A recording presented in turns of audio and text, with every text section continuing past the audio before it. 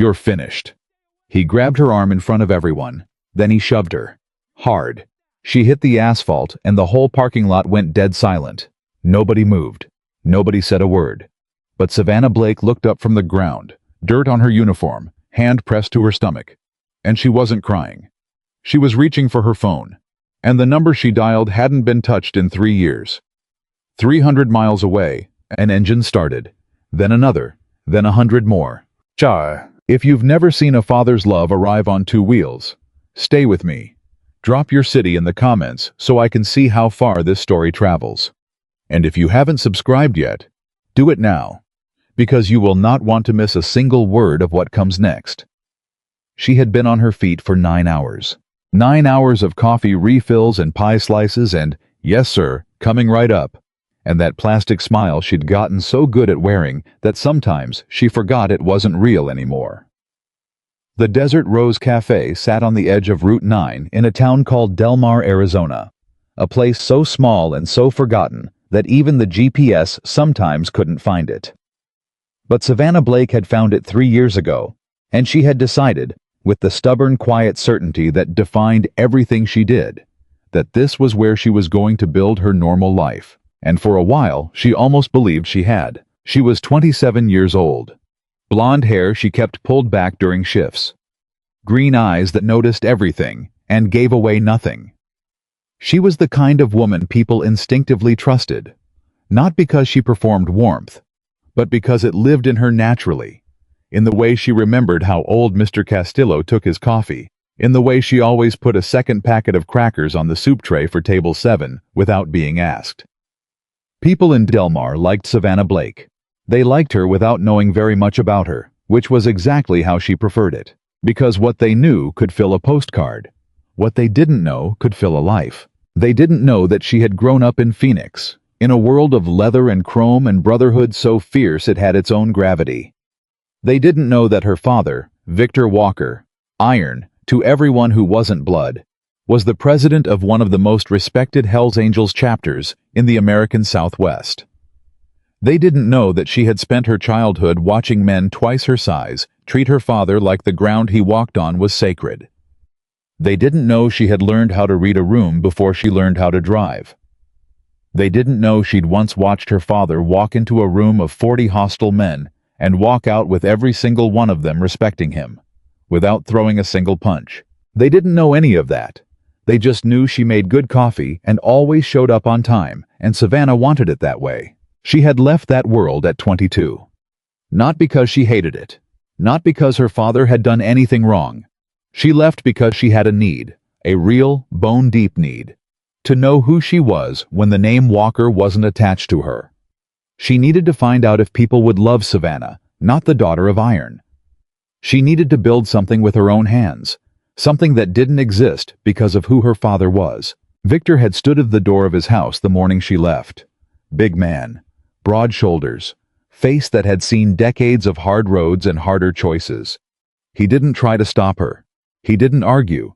He just pulled her into a hug that lasted a long time, and when he finally let go, he held her by the shoulders and looked at her the way only a father can look at a daughter, like she was the most important thing he'd ever protected. "You call me if you need me," he said. "Not when you think I'll be useful. Not when it's an emergency you can't handle alone. You call me when you need me. You understand the difference?" Savannah had nodded. "I mean it, sweetheart. You don't have to have a reason I'd approve of. You just have to need your dad." She'd hugged him again, she promised. She drove away. And for 3 years, she didn't call. Not because she didn't miss him. She missed him every day. But she was proud. The kind of proud that looks like strength from the outside and can feel like loneliness from the inside. And she kept telling herself she was fine. She was building something. She was doing it on her own. Then she met Brandon Carter. She met him on a Tuesday in November, which felt like a random, unremarkable fact until later, when every detail of the beginning would get dissected and examined, and she'd wonder how she missed what was right in front of her. He came into the cafe on a cold morning, sat at the counter, and ordered black coffee. He had dark hair, easy confidence, and the kind of smile that made you feel like you were the only person in the room. He left a 30% tip and told her the coffee was the best he'd had in years. He came back the next day, and the day after that. By the second week, he was staying until her shift ended. By the third week, they were having dinner together. Savannah was not naive. She knew smooth men existed. She knew that charm and manipulation often wore the same face at the beginning. But Brandon didn't seem like a performance. He asked questions and remembered the answers. He noticed when she was tired and didn't press for conversation. He made her laugh in the specific, unguarded way she hadn't laughed in a long time. "You seem like you've been carrying something heavy," he said to her one evening. About a month in, they were sitting at a booth after closing time. The cafe was empty. The lights were low. "Doesn't everybody?" she said. "Sure," he said. "But most people look tired from it. You look, I don't know, like you made a decision to be okay, and you're just sticking to it no matter what." She looked at him. "That's either very perceptive," she said, "or very rehearsed." He laughed. A real laugh, she thought. "Little of both, maybe. I pay attention to people. Occupational habit." "What's your occupation?" "Real estate. Commercial property mostly. My family has some developments in the valley." He shrugged like it was nothing. "Nothing exciting." "More exciting than waitressing in Delmar." "I don't know," he said, and looked at her with those easy dark eyes. "Delmar's got its good parts." Savannah told herself to be careful. She told herself this every day for the next 2 months. And then, somewhere around month 3, she stopped telling herself that, because she was happy, and happiness has a way of making caution feel like ingratitude. She didn't call her father to tell him about Brandon. She told herself it was because she didn't want to jinx it. But the real reason was simpler and harder to say out loud. She knew her father's instincts about people were almost never wrong, and some part of her wasn't sure she wanted to know what he'd think. The change was gradual. That was the thing people who hadn't lived it never understood. It didn't happen overnight. There was no single moment where Brandon Carter turned into someone different. It was more like watching a photograph develop in reverse, the image getting clearer as it got darker, until one day you held it up and realized what you were looking at was nothing like what you thought you'd been seeing. It started with small things. He didn't like it when she talked about other customers too warmly. "You're so friendly with everyone," he said once, and the way he said it made friendly sound like a flaw. He started calling during her shifts. Once, then twice, then enough times that her coworker Marta raised an eyebrow and said, "That man needs a hobby." And Savannah laughed it off and felt the first tiny splinter of unease work its way under her skin. He didn't like her closing shifts. Said the cafe wasn't safe late at night. Said she shouldn't be walking to her car alone. "I've been walking to my car alone since I was 16, she told him. "That doesn't make it smart," he said. She tried to explain that she was capable, that she had grown up around people who understood real danger, and an empty parking lot in Delmar at 10 p.m. was not real danger. But he didn't want to hear about where she'd grown up. He changed the subject whenever her past came up. He wanted her in a container he controlled, and he didn't want anything from before him inside that container. She started shortening her shifts. She stopped mentioning when male customers were particularly friendly or funny. She began editing herself before she spoke, running her words through a quiet internal filter. Will this upset him? And discarding anything that might. She didn't notice she was doing it. Not at first. That was the other thing. People who hadn't lived it didn't understand.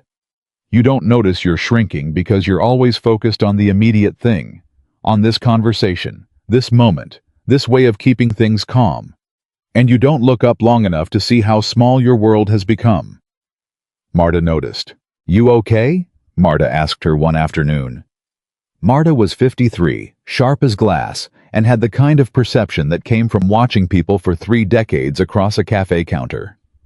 "I'm fine," Savannah said automatically. Marta looked at her for a long moment. "You used to sing along to the radio," she said. Savannah blinked. "What?" "When you first started here. You used to sing, not loud, just under your breath. You haven't done that in months." Savannah didn't have an answer for that. She went home that night and thought about it. She thought about the singing. She thought about the laughing. She thought about all the things she used to do without thinking and then slowly stopped doing. And she felt something shift inside her.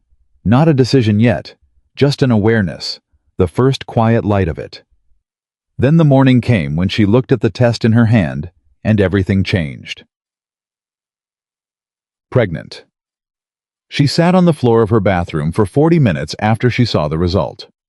Not crying, not panicking, just sitting with the weight of it, feeling it settle into her chest like something permanent, something that couldn't be unmade. Her first feeling, and she was honest with herself about this, even though it scared her, was joy.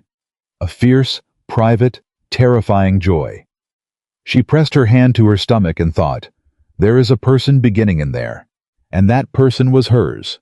Hers to love, and hers to protect, and hers to teach everything she knew about staying standing when the world tried to push you down. Her second feeling was dread, because she knew she had to tell Brandon. She waited 3 days. She rehearsed conversations in her head, different versions, different openings. She tried to imagine his face, the good version of his face, the early face, the one that asked her real questions and left 30% tips and made her laugh like she meant it. She made his favorite dinner. She set the table carefully. She kept her voice steady and her eyes steady, and she told him as warmly and clearly as she knew how. There was a silence. Then Brandon said, "You need to take care of it." She thought she'd misheard him. What? This isn't the right time, Savannah. I'm in the middle of a major deal. My family is already... There's a lot going on. This isn't... We're not ready for this. We're not ready, she repeated slowly. I'm not ready, okay? I'm not ready, and I need you to understand that. Something happened in that moment. Something quiet and irreversible. Like a lock turning. She looked at Brandon Carter, really looked at him. And she saw something she hadn't let herself see before. She saw a man who, when faced with something that required him to be bigger than his comfort, chose to make the problem someone else's to carry. She put her fork down. No, she said. He looked at her. Excuse me? No, I'm not going to do that. Savannah, this is my baby, she said, and I'm keeping it. And that's my decision, and it is not negotiable, and it is not up for discussion. He stared at her, and for the first time, she saw something in his eyes she'd never seen there before. Not anger, exactly. Something colder. Something calculated. You're going to regret this, he said quietly. Maybe, she said, but it'll be my regret. She got up and started clearing the dishes. He left without another word, and Savannah stood at the kitchen sink with her hands in warm water and told herself she was okay. She told herself she had handled it. She told herself the worst was over. She was wrong about all of it. The harassment started slowly, and then all at once. He called at midnight to tell her she was making a mistake. He called at 6 in the morning to tell her she needed to think about her future. He showed up at the cafe twice in 1 week, sitting at the counter and watching her with those flat, cold eyes while she worked. Marta saw him the second time and came to stand very deliberately at the end of the counter near Savannah's section. You want me to ask him to leave? Marta asked, low. It's fine, Savannah said, and hated herself for saying it. It is not fine, Marta said, and you know it. But Savannah still didn't ask for help. She was still running the old program, the one that said handling it yourself was strength and needing someone was weakness. The one that said if she just stayed calm and quiet and managed it carefully, it would eventually stop on its own. Brandon started telling people in town things about her. She didn't know exactly what. Delmar was small enough that rumors moved like smoke, and she caught the edges of them in the changed way some people looked at her. A brief hesitation before someone greeted her warmly. A customer who used to stay and chat leaving quickly, eyes sliding away.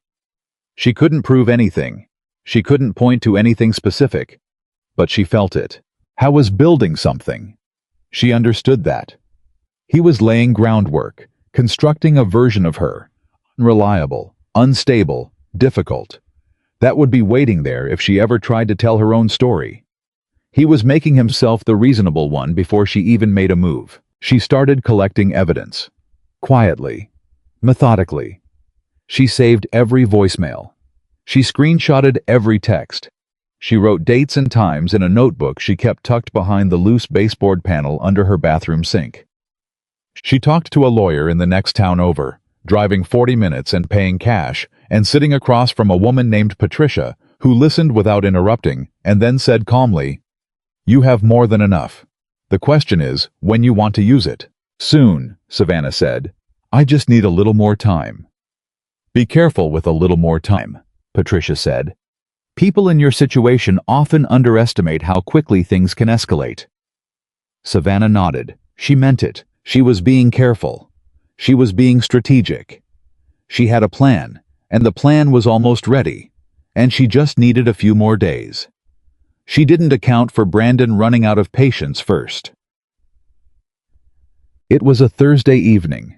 The cafe was full, unusual for Delmar on a weeknight, but there'd been some kind of community meeting at the hall next door, and people had drifted over afterward. Every table was occupied. The counter was full.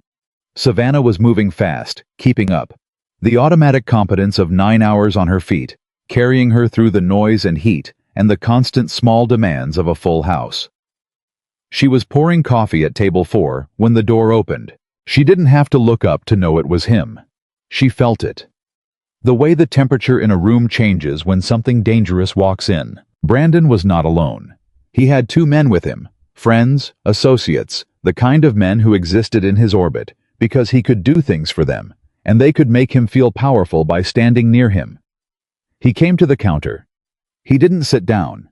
He just stood there, and the people nearest to him instinctively shifted slightly away, the way animals do when something predatory enters a space. Savannah set down the coffee pot. She walked to the counter. She looked at him, and her face was completely, deliberately calm. "We're at capacity right now, Brandon. You'd need to wait for a table." "I'm not here for a table," he said. His voice was too loud for the space. It was designed to be too loud. This wasn't a conversation. This was a performance. "Then I think you should go," she said quietly. "I think you should stop acting like you're in control of anything." He said it with a smile that didn't reach his eyes. The room got quieter. "I've been patient with you, Savannah. I've been very, very patient. But you need to understand that what you're doing, what you think you're going to do, it's not going to work." "Brandon, you don't have anyone," he said. "You know that, right? You've got no family. You've got no connections. You've got nothing but this little waitress job in this little nowhere town. And if I wanted to take that away from you, I could do it tomorrow. You understand me? I own this town. I own the people in it. And you." He leaned forward, his voice dropping to something that was almost gentle, which was worse, somehow, than the shouting, "You are nothing without my tolerance." The cafe was completely silent. Marta had come to stand at the end of the counter again. An older man at table 3 had put down his fork. Everyone was watching. Nobody was moving. And Savannah Blake stood perfectly still behind that counter and looked at Brandon Carter and felt something crystallize inside her. Something that had been forming for months, under all the fear and the shame and the exhaustion. And it was this. She was not afraid of him anymore. She didn't know exactly when it had happened. Maybe it was the moment she said no and meant it. Maybe it was the lawyer's office. Maybe it was the notebook behind the baseboard. Maybe it was something older. Something her father had put in her without either of them knowing it. The bone-deep, load-bearing knowledge that real power doesn't announce itself. Real power just stands. "I think," Savannah said, and her voice was very, very steady, "that you should leave now." "Or what?" Brandon said, and now the smile was gone, just the cold underneath it. "What exactly are you going to do about it, Savannah?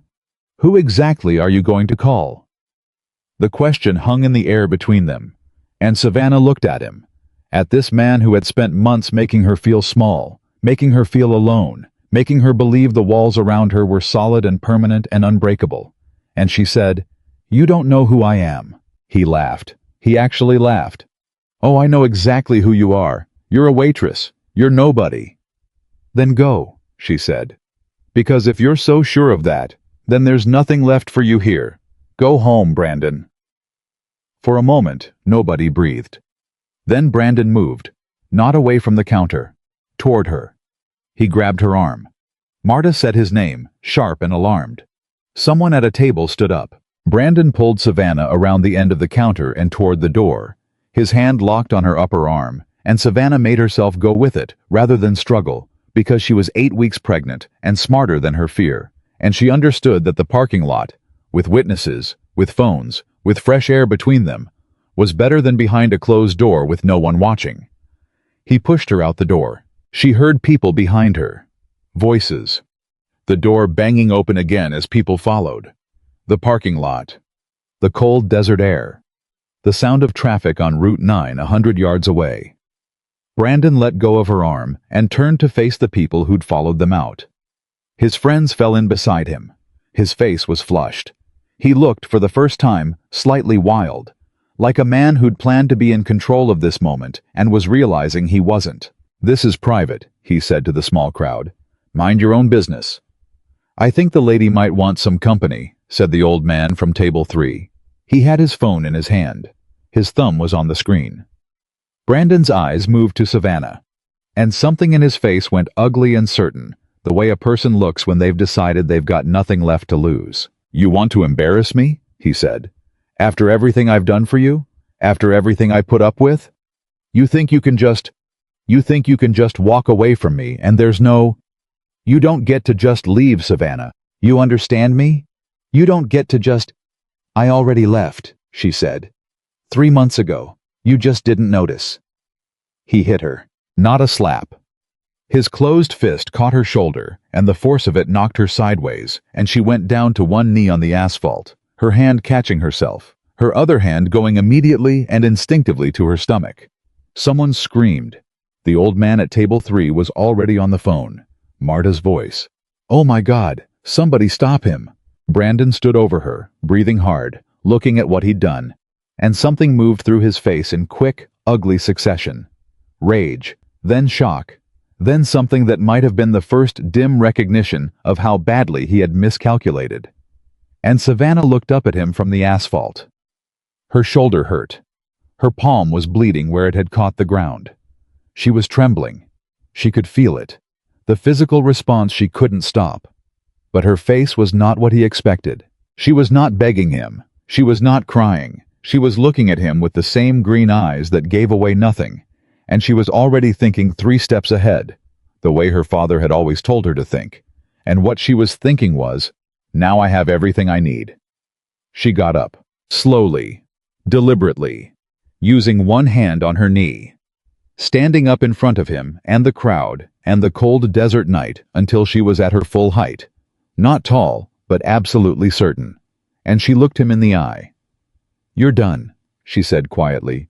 "You just don't know it yet." Brandon said something else. She didn't hear it. She was already walking back toward the cafe, toward Marta, who had her arms open and her eyes wet, and the people who parted for her and closed again behind her like she was something they had decided, in this moment, to protect. She didn't cry until she was in the back office with the door closed. And even then, it lasted only a few minutes. Because she had something to do. She opened the drawer of the old desk. Behind the takeout menus and the spare apron ties and the rubber band ball. Marta had been building since 2019. There was a phone. Old, simple, charged every few months out of habit, out of something she couldn't name, out of the stubborn, unkillable hope that some part of her had always been keeping alive. She picked it up. She found the number. She pressed call. It rang twice. And then, in the specific, unhurried way of a man who had been waiting a long time without showing it, Victor Iron Walker picked up the phone and said, "Hey, sweetheart." His voice. Just his voice. And something inside her that had been clenched for months released so suddenly that it took her breath away. "Dad," she said, "I need you." Silence. One beat. "Where are you?" "Delmar, Arizona. Route 9. The Desert Rose Cafe." "You hurt?" "Not badly." "The baby?" She closed her eyes. He knew. Of course he knew. The Brotherhood had long eyes and longer memories, and someone somewhere had seen something or heard something and told him, and he had respected her enough to wait for her to bring it to him. "The baby's okay," she said. "I'm okay." "Good." His voice was very calm. The kind of calm that isn't the absence of feeling, but the absolute mastery of it. "You stay there. You stay with people around you. Don't go anywhere alone. You understand me?" "Yes." "I love you." "I love you too, Dad." "I'm coming." The line went quiet. Savannah sat in the back office of the Desert Rose Cafe in Delmar, Arizona, her palm still bleeding, her shoulder still aching, her hand still resting gently on her stomach. And for the first time in a year, she felt something she had almost forgotten was possible. She felt safe. 300 miles away, a phone was set down on a table. A man stood up from his chair. He walked to the door and he opened it. And in the night outside, he made 2 calls, and those calls became 4 calls, and those 4 became 20. And in the quiet, certain, unstoppable way of men who knew what it meant when Iron Walker said now, the sound began. First one engine, then another, then a dozen, then more. Headlights cutting into the dark desert highway. The Hells Angels were moving, and Brandon Carter was already asleep, utterly certain of his own safety, completely unaware that the woman he had just knocked to the ground was the daughter of the most respected writer in the American Southwest. He would find out in the morning. They always found out in the morning. Savannah didn't sleep that night. She sat in Marta's spare bedroom, because Marta had taken one look at her in that back office, seen the bleeding palm and the shaking hands, and the way Savannah was holding herself together with nothing but pride and stubbornness, and said, "You are not going home alone tonight, and I will not hear an argument about it." And she sat on the edge of the bed in the dark and listened to the silence and waited. She didn't know exactly what she was waiting for. Her father's call confirming he was on the road. The sound of Brandon's car pulling up outside. The particular quiet of 3 in the morning that felt different from all the other quiets. Heavier somehow, like the night itself was holding its breath. Her shoulder ached where he'd hit her. She pressed her fingers to it gently in the dark, feeling the tenderness, cataloging it the way she'd learned to catalog everything, not with self-pity, but with the cold, clear-eyed attention of someone who understood that evidence mattered, that details mattered, that the difference between being believed and not believed sometimes came down to whether you could say precisely where it hurt and exactly how it happened. She had already texted Patricia, the lawyer. 11:47 p.m. The text said, "It escalated tonight. I have witnesses. I have his hands on me in front of approximately 15 people. I need to know what to do tomorrow morning."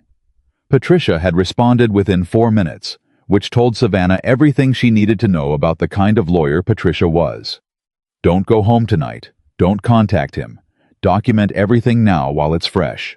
I'll call you at 8. Savannah had written 3 pages in her notebook by midnight. Every word he said.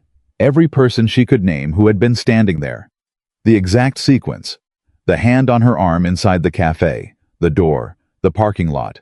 The blow. The asphalt. The way her hand had gone to her stomach without her even deciding to do it. She wrote it all down in her careful, even handwriting. And then she tucked the notebook under the mattress corner and laid down on top of the covers and stared at the ceiling. She thought about her father. She thought about him getting up from wherever he'd been sitting. She pictured the house in Phoenix, the kitchen table, the smell of coffee and motor oil that had been the smell of home her entire childhood, and walking out the door. She thought about the calls he'd made. She knew how it worked. She'd grown up watching it. 2 calls became 4, 4 became 20. 20 became a column of headlights moving through the dark desert like something ancient and purposeful and unstoppable. She'd seen her father mobilize the chapter before, for things that mattered, for moments when one of their own needed the world to understand that they were not alone. She had never imagined being the reason. She had never imagined calling him. She had never imagined, not really, that she would need to. That was the thing that kept her awake more than the shoulder, more than the fear, more than the 12 different versions of tomorrow she was running through her head. It was the shame. Not shame about calling him. She understood now, clearly and finally, that the shame she'd been carrying about needing help was a thing Brandon had built in her deliberately, brick by brick, because a woman who believed she had no one was a woman who stayed. No. The shame she felt now was older and quieter and aimed entirely at herself. She had known, somewhere, for a long time. She had known he was wrong for her. She had known the thing between them was curdling.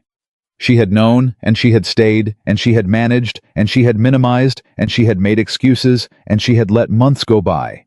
And now she was sitting in her coworker's spare room at 2 a.m, with a bruised shoulder and a baby and a father 300 miles away, riding through the night because she finally asked, "You okay in there?" Marta's voice, soft through the door. "Yeah," Savannah said. "Sorry, did I wake you?" "Honey, I haven't slept." The door opened a few inches. Marta was silhouetted in the hallway light. She had a glass of water in each hand. She came in and sat down at the foot of the bed and held out one of the glasses. "Drink this." Savannah drank it. "You want to talk?" Marta asked. "I don't know where I'd start." "Start anywhere. I'm not going anywhere." Savannah set the glass on the nightstand. She thought about it for a moment. Then she said, "Do you ever feel like you were so busy being proud of yourself for handling something that you didn't notice you were just surviving it? Like there's a difference between handling something and just not breaking under it?" Marta was quiet for a moment. "Yeah," she said finally. "I know that feeling. I thought I was being strong. I thought I was managing it, being smart about it, collecting evidence, having a plan, not letting him know what I was doing." She paused. "But the truth is, I was just scared. I was scared, and I was ashamed, and I kept telling myself I didn't need anyone, and—" Her voice caught, just slightly. "And my dad would have come the first day if I'd called. He would have come the first hour. And I waited 8 months. Marta put her hand on Savannah's ankle. She didn't say anything. She didn't try to fix it with words, which was the right instinct, because some things don't want to be fixed. They want to be witnessed. They sat like that for a while. Then Marta said carefully, "Who is your father?" Savannah looked at her. "I heard you on the phone," Marta said. "Just the end. I wasn't eavesdropping. But I heard you say, 'I'm coming,' from across the room, even through the door. A man with a voice like that. That's not someone who delivers flowers." She tilted her head. "Who is he?" Savannah almost smiled. "The kind of man Brandon Carter has never actually encountered in his life. The kind of man who makes Brandon Carter look like exactly what he is." Marta nodded slowly. "Good," she said. "Then let him come." Temeng. Brandon Carter woke up at 8:15 the next morning feeling certain. That was the particular quality of his certainty. It was not arrogant exactly, or not only arrogant. It was the bone-deep, reflexive certainty of a man who had never in his life faced a consequence he couldn't manage. His family had money. His family had connections. His father had been building relationships in that part of Arizona for 30 years. The kind of relationships that made problems go away quietly, that made people decide they'd remembered things wrong, that made women in difficult situations understand it was easier and smarter and safer to move on. He'd gone too far last night. He understood that. He'd let his temper get away from him, which was something he didn't usually allow. But he'd been drinking, and she'd been so calm, that infuriating, deliberate calm she'd developed in the last few months like some kind of armor. And something in him had just snapped. He'd deal with it today. He'd call his father's lawyer, Marcus, who had made 3 separate situations disappear in the last decade. He'd get ahead of whatever story Savannah was telling. He'd frame it. He was good at framing things. I was on his second cup of coffee when his phone rang. His friend Danny. "Bro, you need to turn on the news." "What are you talking about?" "Not the news. I mean, pull up your phone. Look at what people are posting." Brandon frowned. He switched the call to speaker and opened his social media. It took him about 30 seconds to find it. Someone had been at the cafe last night with a phone camera. The video wasn't perfect quality, shot from across the parking lot, a little shaky. But it was clear enough. Clear enough to see Brandon's hand on Savannah's arm. Clear enough to see the door, and the parking lot, and the specific, unmistakable motion of his closed fist. The video had been up for 6 hours. It had been shared 900 times. Brandon put his coffee cup down. He called Marcus. Marcus answered on the first ring, which he never did, and said, before Brandon could speak, "I already saw it." "Marcus?" "Brandon, I need you to listen to me very carefully. I need you to not call her. I need you to not go anywhere near her. I need you to not talk to anyone about this. Can you do that?" "She doesn't have anyone," Brandon said. "She doesn't have family. She has a lawyer," Marcus said. "Patricia Chen, out of Tucson. Good lawyer. She filed an emergency protective order this morning. It was granted 40 minutes ago." Brandon went very still. "You're not allowed within 500 feet of her. Her workplace, her home, any location you know her to frequent." Marcus's voice was carefully, professionally neutral. "This is not a conversation you want to have with a recording running, so I'm going to hang up now and you're going to come see me in person this afternoon. Don't talk to anyone before then." The call ended. Brandon stood in his kitchen and looked at the video again. 900 shares and climbing. The comments were what you'd expect. Strangers who didn't know him, didn't know the full story, making him into a villain based on 30 seconds of blurry phone footage. He slammed his phone face down on the counter. Then he called his father. His father answered and said nothing for a long time after Brandon had explained. Then, in the specific, cold tone that had made Brandon feel 11 years old for his entire adult life, his father said, "You hit her?" "It wasn't. You hit her, in public, in front of a parking lot full of people, with a camera running." "I didn't know there was a—" "That," his father said, "is exactly the problem." A pause. "How far along is she?" "What?" "The pregnancy. How far along?" Brandon hadn't told his father about the pregnancy. He'd told himself he was waiting for the right moment. He understood now, listening to the silence on the line, that there was no right moment. There had only been a moment to tell the truth, and he'd missed it. "I need to call some people," his father said, and hung up. Brandon had made his life on the certainty that his family would protect him. For the first time, he wasn't sure. Savannah was in Patricia's office in Tucson when the protective order went through. She'd driven there with Marta, who had insisted on coming, and sat in the waiting room, reading a magazine. She clearly wasn't reading, turning pages at random intervals, there because she'd decided to be there, and that was that. Savannah sat across from Patricia and went through everything.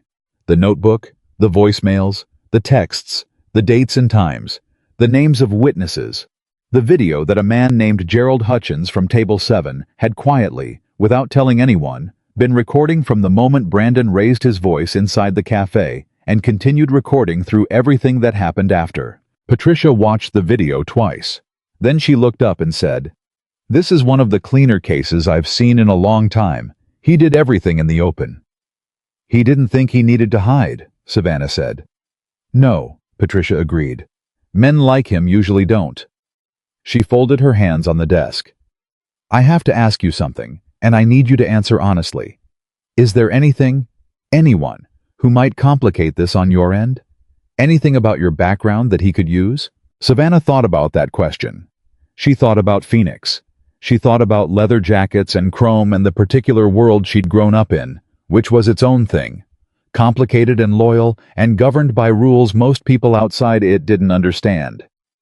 She thought about her father, who was somewhere on Route 10 right now, moving through the desert at highway speed, leading a column of riders toward Delmar. "My father is the president of a Hells Angels chapter," she said. Patricia was quiet for one beat. "Is he coming here?" "Yes." "Does Brandon Carter know that?" "Not yet." Patricia looked at her for a long moment.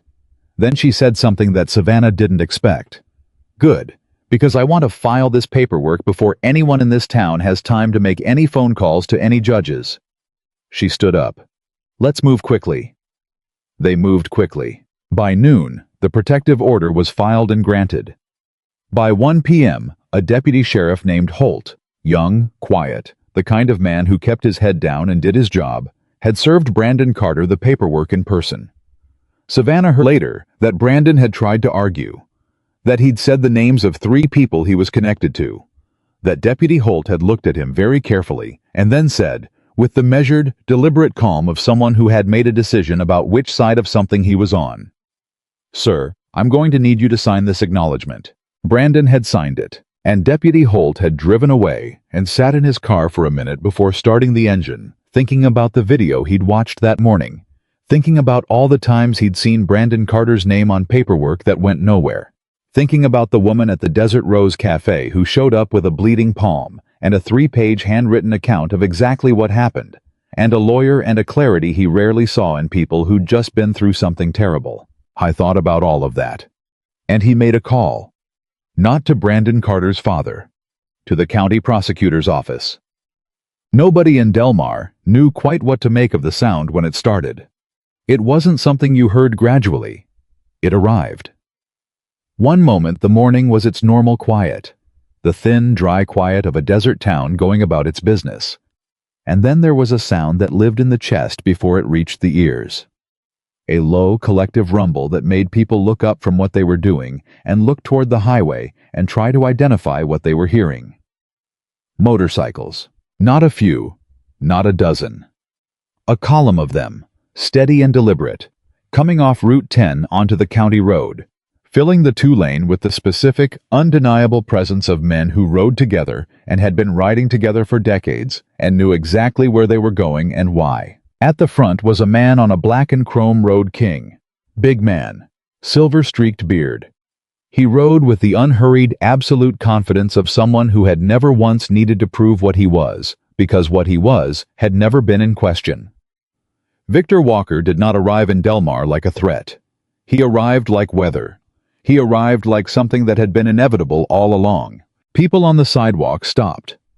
A woman at the gas station lowered her pump handle and watched. A group of men outside the hardware store stood very still.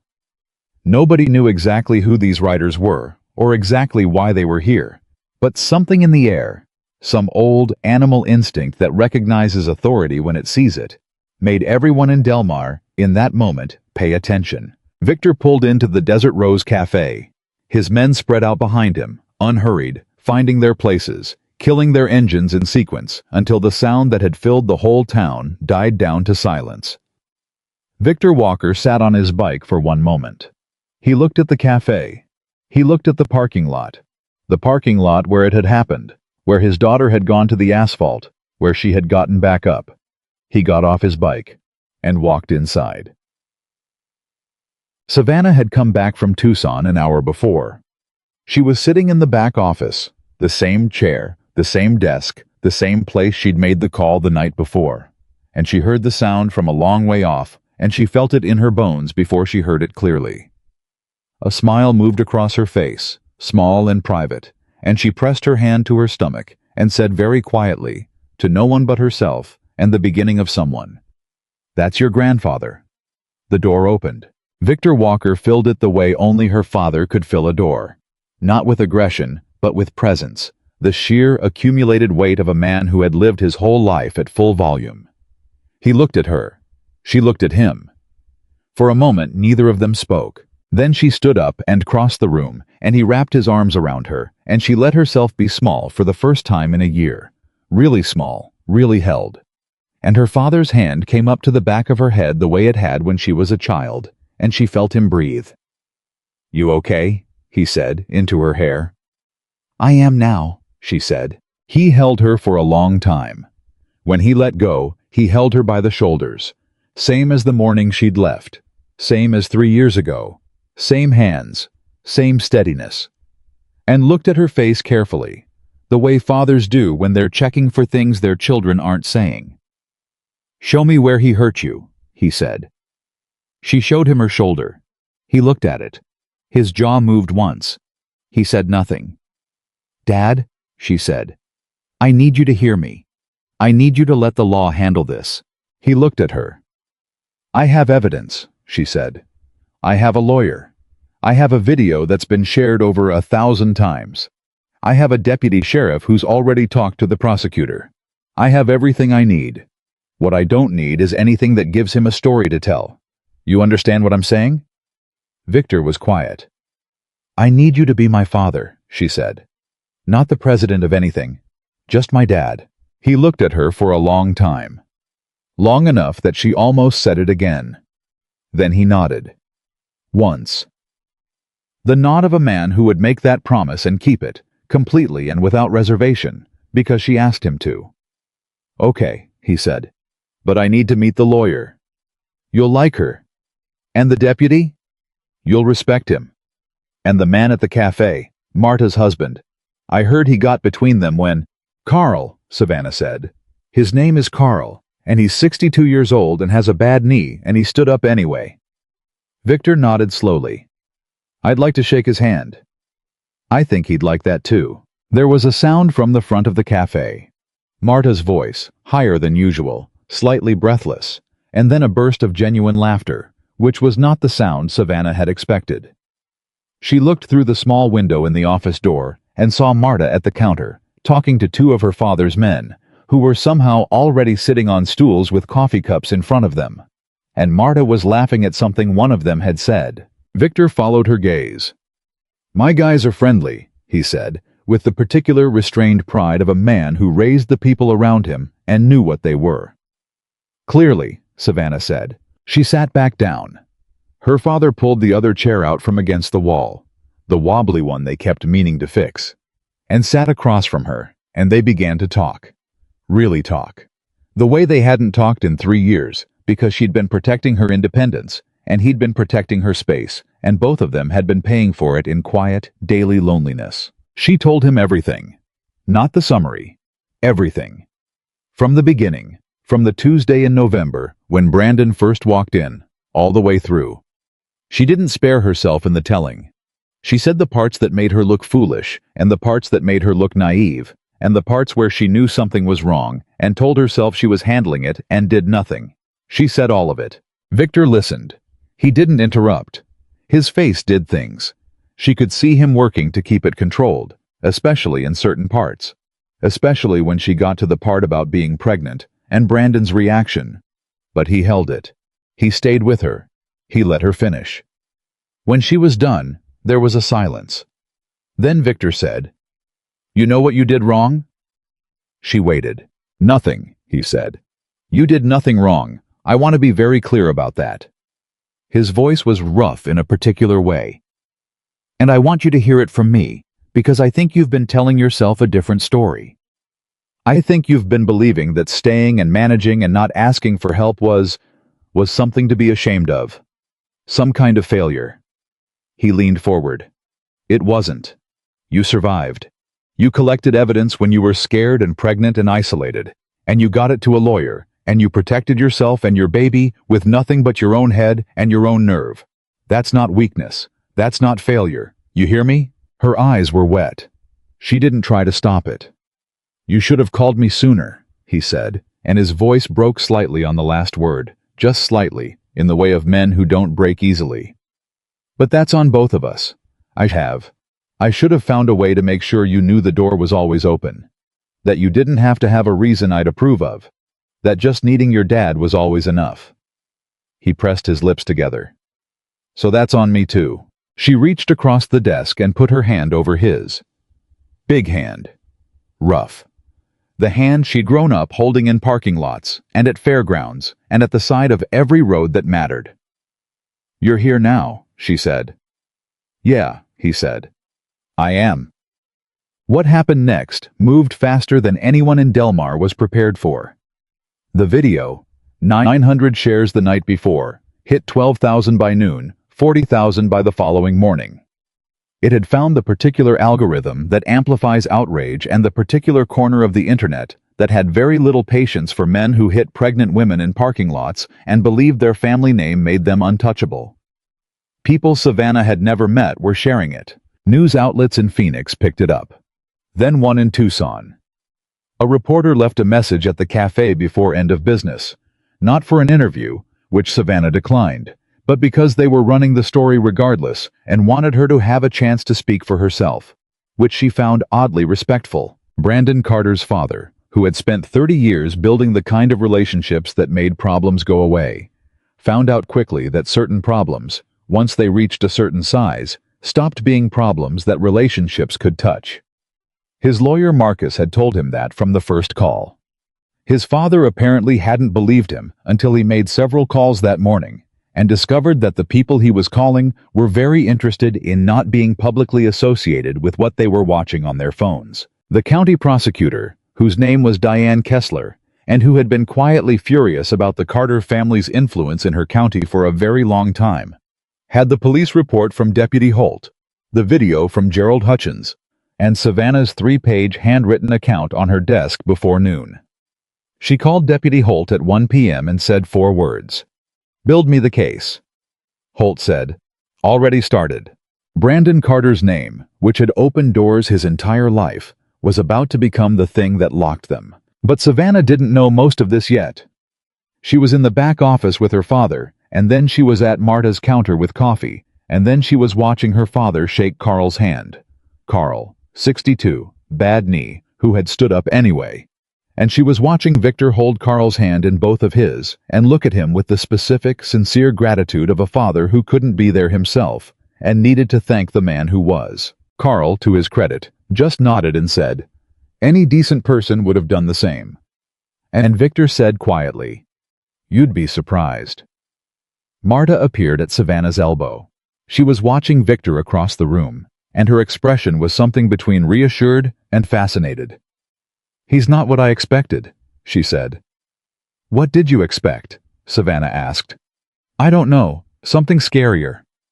"He is scary," Savannah said. "He's just not scary to the people he loves." Marta considered this. "I think that might be the definition of a good man, actually." Savannah looked at her father, big, silver-bearded, gentle-handed, crouched down to talk to Carl's 7-year-old granddaughter who had come with Carl that afternoon for reasons only a 7-year-old could explain. And the little girl was showing him something on her wrist, a bracelet maybe. And Victor was looking at it with the same focused attention he brought to everything that mattered. "Yeah," Savannah said. "I think it might be." She went back to the office and she called Patricia. "The prosecutor's moving fast," Patricia told her. "Faster than I expected. I think Holt shook something loose. There may be other situations we don't know about yet. I'm hearing hints. If what I'm thinking is true, this goes beyond what happened to you." Savannah was quiet for a moment. "How far beyond? I don't want to say until I know more." "But Savannah, you lit something. You understand that? You have witnesses, you have evidence, you have a video that's going everywhere, and you have a lawyer who filed before he had time to get ahead of it. That matters. That's why it's moving. What do I need to do?" "Nothing right now. Let it move. Stay close to people you trust. Don't contact him. Don't let him contact you." A brief pause. "Is your father still there?" "Yes." "Good. For what it's worth. Knowing he's there makes me feel better about your safety tonight." Savannah hung up. She sat quietly for a moment. She thought about Brandon in his kitchen this morning, certain. She thought about him reading that text from Danny, pulling up the video, feeling for the first time the particular, terrible sensation of the ground shifting under something you were absolutely sure of. She didn't feel triumphant. That surprised her. She'd thought she might. But what she felt, mostly, was tired. The specific, deep, cellular exhaustion of someone who has been carrying a weight for a very long time and has only just put it down. And underneath the exhaustion, something new. Something she hadn't felt in so long she almost didn't recognize it. She pressed her hand to her stomach and stayed very still until she could name it properly. Peace. That was what it was. Quiet, trembling, astonished peace. For the first time in 8 months, she was not afraid of tomorrow. Her father was 50 feet away, in a cafe full of people who had decided, in the last 24 hours, to stop being afraid of Brandon Carter and start being something else. Her lawyer was building something airtight out of every careful note she'd made in that notebook behind the baseboard. A deputy sheriff who'd been quiet for too long had finally said what he knew to the right person. And Brandon Carter, who had stood over her in that parking lot and told her she was nothing, nothing without his tolerance, nothing without his permission, nothing at all, was sitting somewhere right now, watching the ground disappear beneath him, one shared video at a time. She hadn't called an army. She hadn't needed revenge. She had called her father. And then she had let the truth do exactly what the truth does, when you stop trying to manage it alone and let it finally breathe. The morning after Victor Walker arrived in Delmar, Brandon Carter's lawyer Marcus called him at 7 a.m. and said 4 words that changed everything. "Don't go to work." Brandon laughed, actually laughed. "Marcus, I have a meeting at 9. "Brandon." Marcus's voice cut through the laugh like a blade through paper. "I need you to hear me, not as someone who works for your family, as someone who is looking at what is developing right now, this morning, and telling you that if you walk into that office today, you are going to walk into something you are not prepared for. Do you understand me?" Brandon went quiet. "The prosecutor's office made 3 calls yesterday afternoon," Marcus said. "I know 2 of the people they called. The third one I know by reputation, and she is not someone who makes calls unless she already knows what the answer is going to be." He paused. "Someone gave Diane Kessler something. I don't know what yet. But it's more than the video. It's more than last Thursday night." "What are you talking about?" Brandon said. "What else could there be?" There was a silence on Marcus's end that lasted exactly 2 seconds and felt like 10 years. "Brandon," Marcus said carefully, "is there anything at all, you haven't told me?" Another silence. This one from Brandon's end. And Marcus, who had been a lawyer for 26 years and had heard every kind of silence there was, heard this one and understood exactly what it meant. "Come to my office," he said. "Now, before 9. Brandon came. He sat across from Marcus in the office that had solved 3 situations in the last decade, and he told Marcus things that Marcus had not known. And with each thing Brandon said, Marcus's expression did not change. Because Marcus was a professional, and professionals don't show you when something surprises them. But his pen moved less and less until it stopped moving entirely, and he just listened. When Brandon finished, Marcus set the pen down. He looked at his client for a long moment. Then he said, "How many?" Brandon told him. Marcus was quiet for a very long time. "We need to talk about what cooperation looks like," he said finally. Brandon stared at him. "Cooperation? Marcus, my family." "Your family," Marcus said, in a voice that was almost gentle, "cannot help you with this. Not now. The video changed the math. Everything that could be managed quietly is no longer manageable quietly, because there is nothing quiet about 40,000 people watching you hit a pregnant woman in a parking lot." He folded his hands. "I have been protecting your family's interests for a long time. Today, I am protecting yours. And I am telling you, the only thing that helps you right now is getting ahead of what's coming before it arrives."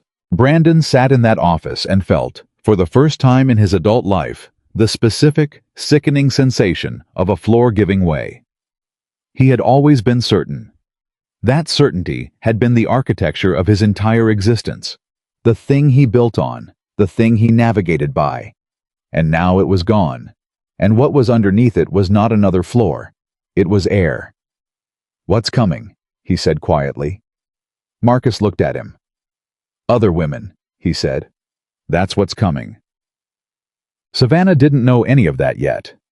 What she knew, at 7:45 that same morning, was that her father was sitting at the counter of the Desert Rose Cafe, eating scrambled eggs that Marta had made him without being asked, and that 3 of his men were in a booth near the window, and that the rest of the chapter was distributed throughout the town in the specific, quiet, organized way of people who knew how to be present without being a problem. Her father had done exactly what he'd promised. He had let the law move. He had shaken Carl's hand and learned the names of the witnesses and sat with Deputy Holt for 40 minutes the previous evening in a conversation that Savannah had not been present for, but that Holt had apparently come out of looking slightly different, more settled somehow, like a man who'd been uncertain about something for a while and had just gotten confirmation that he'd been right. Victor had not looked for Brandon. He had not sent anyone to find Brandon. He had not made threats or implied them, or let anyone in his proximity imply them on his behalf. He had come 300 miles, and he had wrapped his arms around his daughter, and he had sat across a wobbly desk chair and listened to her tell the whole story. And then he had done the hardest thing a man in his position could do. He had waited. Savannah watched him eat his eggs. She was on her third coffee and had eaten nothing, which Marta had already noticed and was making pointed comments about from the vicinity of the kitchen. Victor ate with the focused efficiency of a man who understood that eating was something you did so you could do other things, not something you enjoyed particularly. He looked up and caught her watching him. "Eat something," he said. "Marta's making me toast." "Good." He went back to his eggs. Then, "Patricia called me this morning." Savannah straightened. "She called you?" "She called me," he confirmed. "She wanted to know if I had any connections to law enforcement in this county that might complicate the case." He looked up.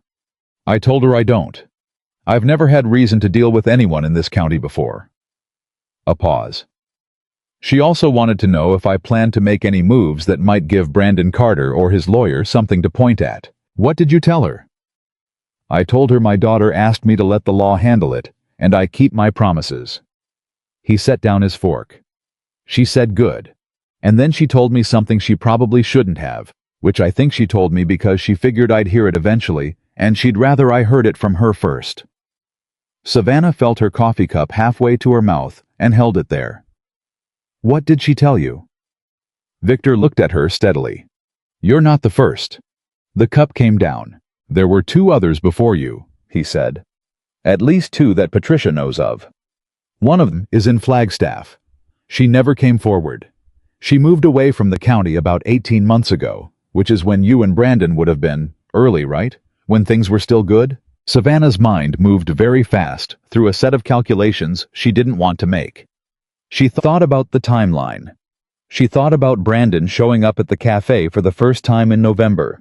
The ease of him, the practiced ease, the way he knew exactly what to say and exactly how long to wait, and exactly how to make it feel like it was happening naturally. She thought about how good he was at it. How very, very good. "He knew what he was doing," she said slowly. "From the beginning." "From the beginning," Victor confirmed. She set her coffee down carefully. Her hands were completely steady, which she noticed with a distant, almost clinical part of her brain. She would cry about this later, probably. Later, when she was alone, and the full weight of what it meant. That she had not been an accident, that she had been selected, that the whole thing had been a practiced performance built on other women's pain before her, could arrive without an audience. Right now, she just breathed through it. "Who's the second?" she asked. "Someone here in Delmar," Victor said. "Or she was. About 4 years ago, before your time. She's still here, actually. Patricia thinks she might come forward now. She's been watching the video." Savannah thought about a woman in this small town carrying something in silence for 4 years. She thought about that woman waking up 2 mornings ago and seeing a video on her phone and watching it and feeling something shift inside her that had been locked in place for years. She thought about what it meant to be the first person who made noise, even when the noise was terrifying, even when you weren't sure anyone would listen. She thought about what her father had said the night before. "You lit something." "What's her name?" Savannah asked. "Patricia didn't tell me that. Privacy." "Right." Savannah nodded. Then quietly, "I hope she knows she doesn't have to carry it by herself anymore."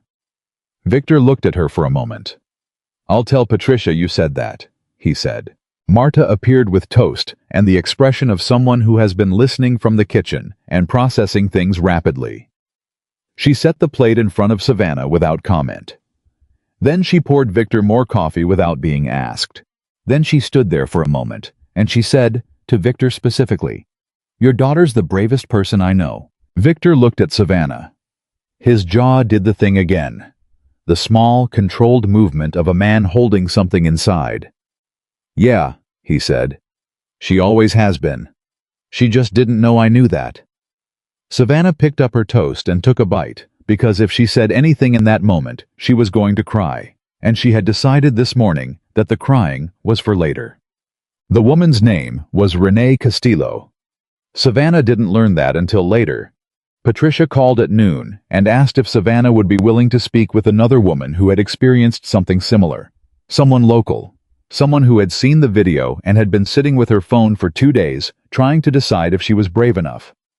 Patricia said Renee had specifically asked if Savannah was, and Patricia quoted it directly, "The real kind of strong or the holding it together kind." Savannah said, "Tell her I'm both." Renee Castillo was 41 years old. She'd grown up in Delmar. Her father ran the auto shop on Mesa Street. Savannah had bought gas there. She had nodded at Renee across a parking lot once or twice and not known her name, and not known that they were connected by a thread of something terrible, and that someday that thread was going to pull them toward each other. They met in Patricia's office in Tucson that afternoon. Victor drove Savannah there himself, in a truck he'd borrowed from one of his men, and waited in the parking lot because Savannah asked him to, and because he understood what she was asking without needing it explained. Renee was already there when Savannah arrived. 41, dark hair going silver at the temples, hands folded tight in her lap. She looked like someone who had been rehearsing things to say and had forgotten them all when the moment arrived. Savannah sat down across from her. They looked at each other. Then Renee said, "I watched the video 11 times. "I'm sorry," Savannah said. "No. I watched it because I kept thinking I was going to see something that made it less, something I'd missed the first 10 times, some angle that explained it differently." She shook her head. There was nothing. It was exactly what it looked like. "It was exactly what it looked like," Savannah said quietly. Renee's hands tightened in her lap. 4 years ago, I decided that what happened to me was that it was partly my fault, that I'd pushed him, that I'd made him angry, that I had to have done something to... She stopped. She breathed. "I've had 4 years of therapy, and my therapist has spent most of it telling me that's not true, and I've spent most of it believing her in my head, but not quite getting it into..." She touched her chest. "Here." Yeah, Savannah said. "I know the difference." Renee looked up. "I know I have to do this. I've known since I saw the video. I've known since I saw you on the ground, and then I watched you get up." She swallowed. "I just needed to know if you were going to be okay. Before I..." She gestured vaguely. "Before I put myself in the middle of all of it." Savannah thought about the answer to that. She thought about being honest versus being reassuring. She decided honest was more useful. "I don't know yet," she said. "I think so. The evidence is strong. The lawyer is good. The prosecutor's office is moving. I have people around me." She paused. "But I don't know what the next few months look like. I don't know if there's a trial. I don't know how bad it gets before it gets better." She looked at Renee directly. "What I know is that I am not doing it alone. And if you do this, you won't be doing it alone either." Renee looked at her for a long time. Then she said, "Your father's in the parking lot, isn't he?" Savannah almost smiled. "He is. I heard the motorcycles yesterday when they came through. My dad called me. He said he thought he saw Iron Walker at the Desert Rose." Renee shook her head slowly. "I didn't believe him." "Victor Walker," Savannah said. "He goes by Iron to most people. He's my dad." Renee sat with that for a moment. "So that's why Brandon..." She stopped. She started again. "When I knew him, he was so certain about everything. He was certain nothing would happen to him. He was certain people would stay quiet. He was certain his family protected him from everything." She looked at her own hands. "I wonder what he's doing right now." "I think," Savannah said carefully, "that he's realizing for the first time that certainty has a limit." What Brandon was doing right now was sitting in Marcus's office, and Marcus had just shown him a document that Diane Kessler's office had sent over.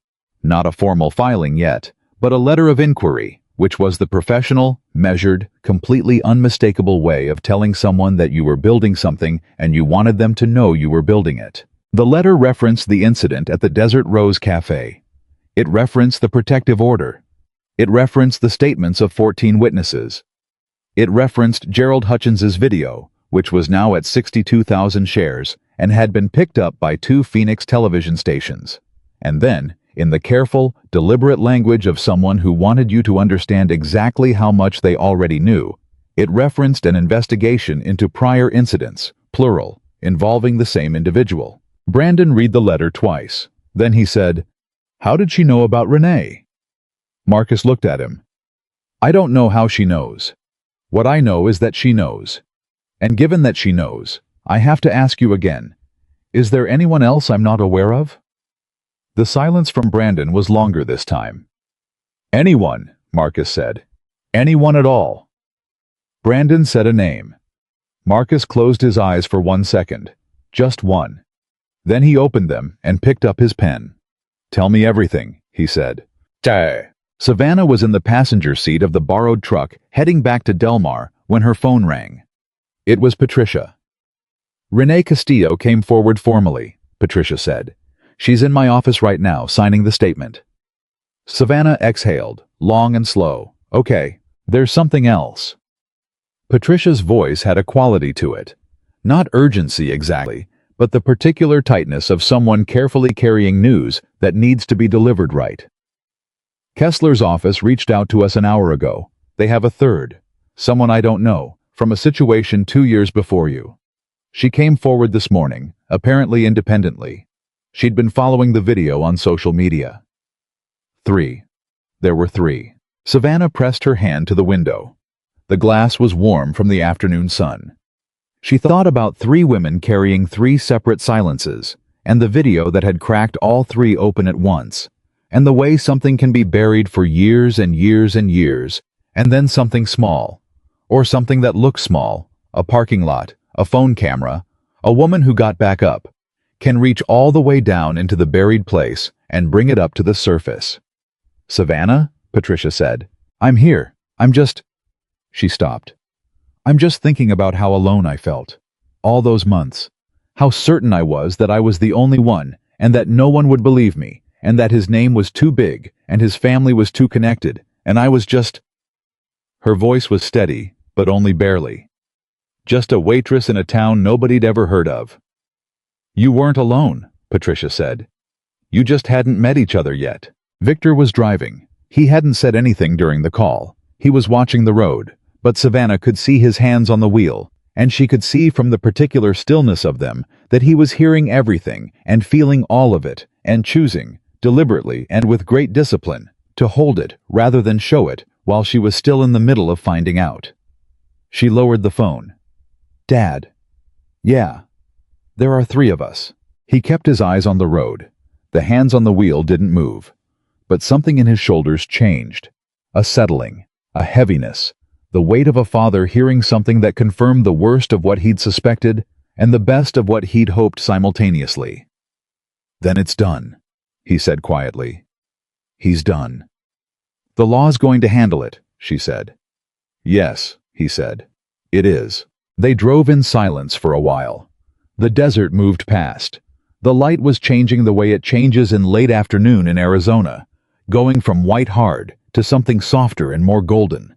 And Savannah thought about the morning she'd driven this road in the other direction, heading to Tucson, heading to Patricia's office, heading into the first day of the rest of whatever her life was going to be. She thought about Renee Castillo signing her name to a statement in a lawyer's office in Tucson. She thought about a woman she hadn't met, somewhere, doing the same. She thought about Brandon sitting across from Marcus with the floor gone underneath him. She thought about Diane Kessler, who had apparently wanted to build this case for a long time and had just been handed everything she needed. She thought about the notebook behind the baseboard under her bathroom sink. Every date, every time, every detail. All those months she'd thought she was just surviving. All that time she'd believed she was only managing, only getting through, only holding herself together. She had actually been building something. She just hadn't known what it was yet. Deputy Holt called her at 4 p.m. Not Marcus. Not Brandon. Not the prosecutor's office. Holt called her personally, which was not standard procedure, which meant he was doing it because he wanted to, rather than because he was supposed to. "Ms. Blake," he said, "I wanted you to hear this from me before it hit anywhere else." He paused. "Brandon Carter's lawyer contacted the prosecutor's office today. They're asking about cooperation." Savannah went still. "That means he's not fighting," Holt said. That means he's trying to get ahead of what's coming, which means he knows what's coming is enough that fighting it would be worse. Another pause. I thought you should know that the machine is moving, and it's moving because of what you did. I didn't do much, she said. Ma'am, with respect, that is not true. Holt's voice was careful, professional, but underneath the professional, there was something real. I've been in this county for 9 years. I've seen that family make things go away more times than I can count. I watched it happen, and I told myself there was nothing I could do, and He stopped. I should have done more, earlier. I want you to know that I know that. The honesty of it caught her off guard. She hadn't expected it. You're doing it now, she said. Yeah, better late than. He cleared his throat. Your father still in town? Yes. If he has a few minutes this evening, I'd like to talk to him. Off the record. Just man to man. Savannah thought about that. I'll ask him. Thank you, Ms. Blake. He paused one more time. Congratulations. On the baby. I heard, and Congratulations. She thanked him and hung up. She sat for a moment with the phone in her lap. Then she went to find her father, who was in the cafe again, because the cafe had become the center of gravity for everything, the place everyone kept returning to. And he was at the counter with Carl and Marta, and 2 of his men, and they were all 4 deep in a conversation about something that had everyone laughing, which was so unexpected and so entirely right, that she stood in the doorway for a moment, just watching it. Victor looked up and saw her face. Good news or complicated news, he said. Both, she said. Brandon's lawyer is asking about cooperation. The cafe got quiet. Carl set down his coffee cup. Marta turned from the counter. Victor looked at Savannah for a long moment. Then, very simply, he said, Good. Also, she said, Deputy Holt wants to talk to you this evening, off the record. Victor raised an eyebrow. Does he? He said man to man. Her father thought about it for exactly 2 seconds. I'll meet him, he said. Somewhere public. You pick the place. Here? Marta offered immediately. I'll make food. Victor looked at Marta with the expression he'd been wearing since the morning before, the particular expression of a man who had not expected a woman in her 50s to become one of his favorite people and was pleasantly adapting. That works, he said. Marta nodded once, satisfied, and turned back to the kitchen. Carl picked up his coffee cup again. And somehow, in the way of small towns that have just been through something together, in the way of people who have chosen, under pressure, which side they are on, the Desert Rose Cafe on Route 9 in Delmar, Arizona, settled into the specific, warm, ordinary quiet of a place where things are being repaired. Not fixed yet, not finished, but repaired. Savannah went and sat next to her father at the counter. He put his hand on her shoulder, the good shoulder, gently, and didn't say anything. The coffee Marta put in front of her was hot and strong. Somebody changed the radio station to something older, something with a guitar line she almost recognized, and outside the window, the light was doing the golden late afternoon thing it did in the desert. And for a moment, just one moment, everything that was still unresolved and unfinished and unscored simply waited, politely, while Savannah Blake sat next to her father and breathed. Then her phone buzzed again. Patricia. She looked at the screen. She answered. There's going to be an arraignment, Patricia said. Probably within the week. Are you ready? Savannah looked at her father. He was watching her. The same steady eyes, the same stillness, the same absolute quiet certainty that he was exactly where he was supposed to be and would remain there for as long as she needed. She thought about Renee Castillo signing her name. She thought about a woman she hadn't met doing the same. She thought about 3 women whose separate silences had finally found each other and become something Brandon Carter couldn't manage or minimize or explain away. Yes, she said, I'm ready. And she meant it. Not because everything was resolved. Not because the hard part was over. The hard part, in many ways, was still ahead. The legal process, and the public attention, and the long, slow work of building a life with a child while carrying the memory of how the child came to be. Not because she was certain. She had stopped needing to be certain. Certainty was Brandon's thing. Brandon's need, Brandon's armor, Brandon's downfall. What Savannah had was better than certainty. She had her father on her left, and Marta on her right, and a lawyer who filed paperwork before anyone had time to get ahead of it, and a deputy who had finally decided which side he was on, and two women she hadn't met yet who were going to walk through the same door she'd walked through and find that the room on the other side was not empty. She had evidence, and she had witnesses, and she had a baby coming in 7 months who was going to grow up knowing that their mother, when it mattered most, when it was hardest, when she was most afraid, stood up. She said yes into the phone, and the machine kept moving. The arraignment was set for a Thursday. Patricia called on Monday to confirm the time and to walk Savannah through what to expect, which was a conversation Savannah had specifically asked for because she did not want to walk into that courtroom and be surprised by anything. She sat at the kitchen table in Marta's house. She was still staying there, still hadn't gone back to her own apartment, which was a decision she hadn't formally made but kept not unmaking. And she listened to Patricia explain the process with the focused attention she brought to everything that mattered. "He'll be arraigned on the assault charge first," Patricia said. "The additional charges, the ones related to Renee and to Carla, those are still being built. Kessler is thorough. She's not going to file until it's airtight." "Carla," Savannah said. That was the third woman's name. She'd learned it 2 days ago. Carla Mendez, 34, who had lived 40 miles east of Delmar for the last 2 years and had watched the video on a Tuesday afternoon and called the prosecutor's office on Wednesday morning without telling anyone she was going to do it. Just woke up, watched the video one more time, picked up the phone, and did it. Savannah had thought about that a lot. The specific courage of doing something that terrifying without an audience, without a father 300 miles away, without anyone to call beforehand and ask if it was the right thing. Just deciding, alone in a room, that enough was enough. "How's Carla doing?" Savannah asked. "She's steady," Patricia said. "Nervous but steady. She and Renee have spoken once. I think it helped both of them." A pause. "You've created something, you know. The three of you together. That's not a he said she said situation anymore. That's a pattern. Kessler can build a case around a pattern. That's a very different thing than one incident in a parking lot." Even with the video? Even with the video. One incident, even on camera, can be argued, contextualized, minimized. 3 incidents over 5 years, with documentation, with witnesses, with a demonstrated pattern of targeting and isolating. That's something else entirely. Patricia's voice had an edge to it that Savannah recognized. Not anger, precision. The sound of a professional who had been waiting a long time to have the right tools in her hands. Brandon Carter's lawyer understands this. That's why they're cooperating. What does cooperation get him?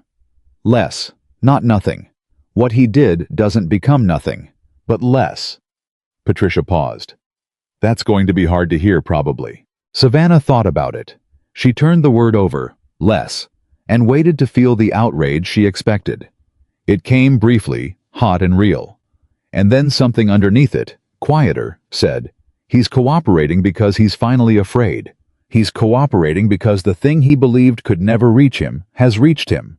He's cooperating because 3 women who were supposed to stay silent didn't. And now there's nowhere left for the certainty to go. Less than he deserves," she said. "More than he expected." "Exactly," Patricia said. Victor Walker stayed in Delmar for 6 days. He had a chapter to run. He had obligations. He had men who needed his presence and decisions that needed his judgment, and a life 300 miles away that didn't pause because his daughter needed him.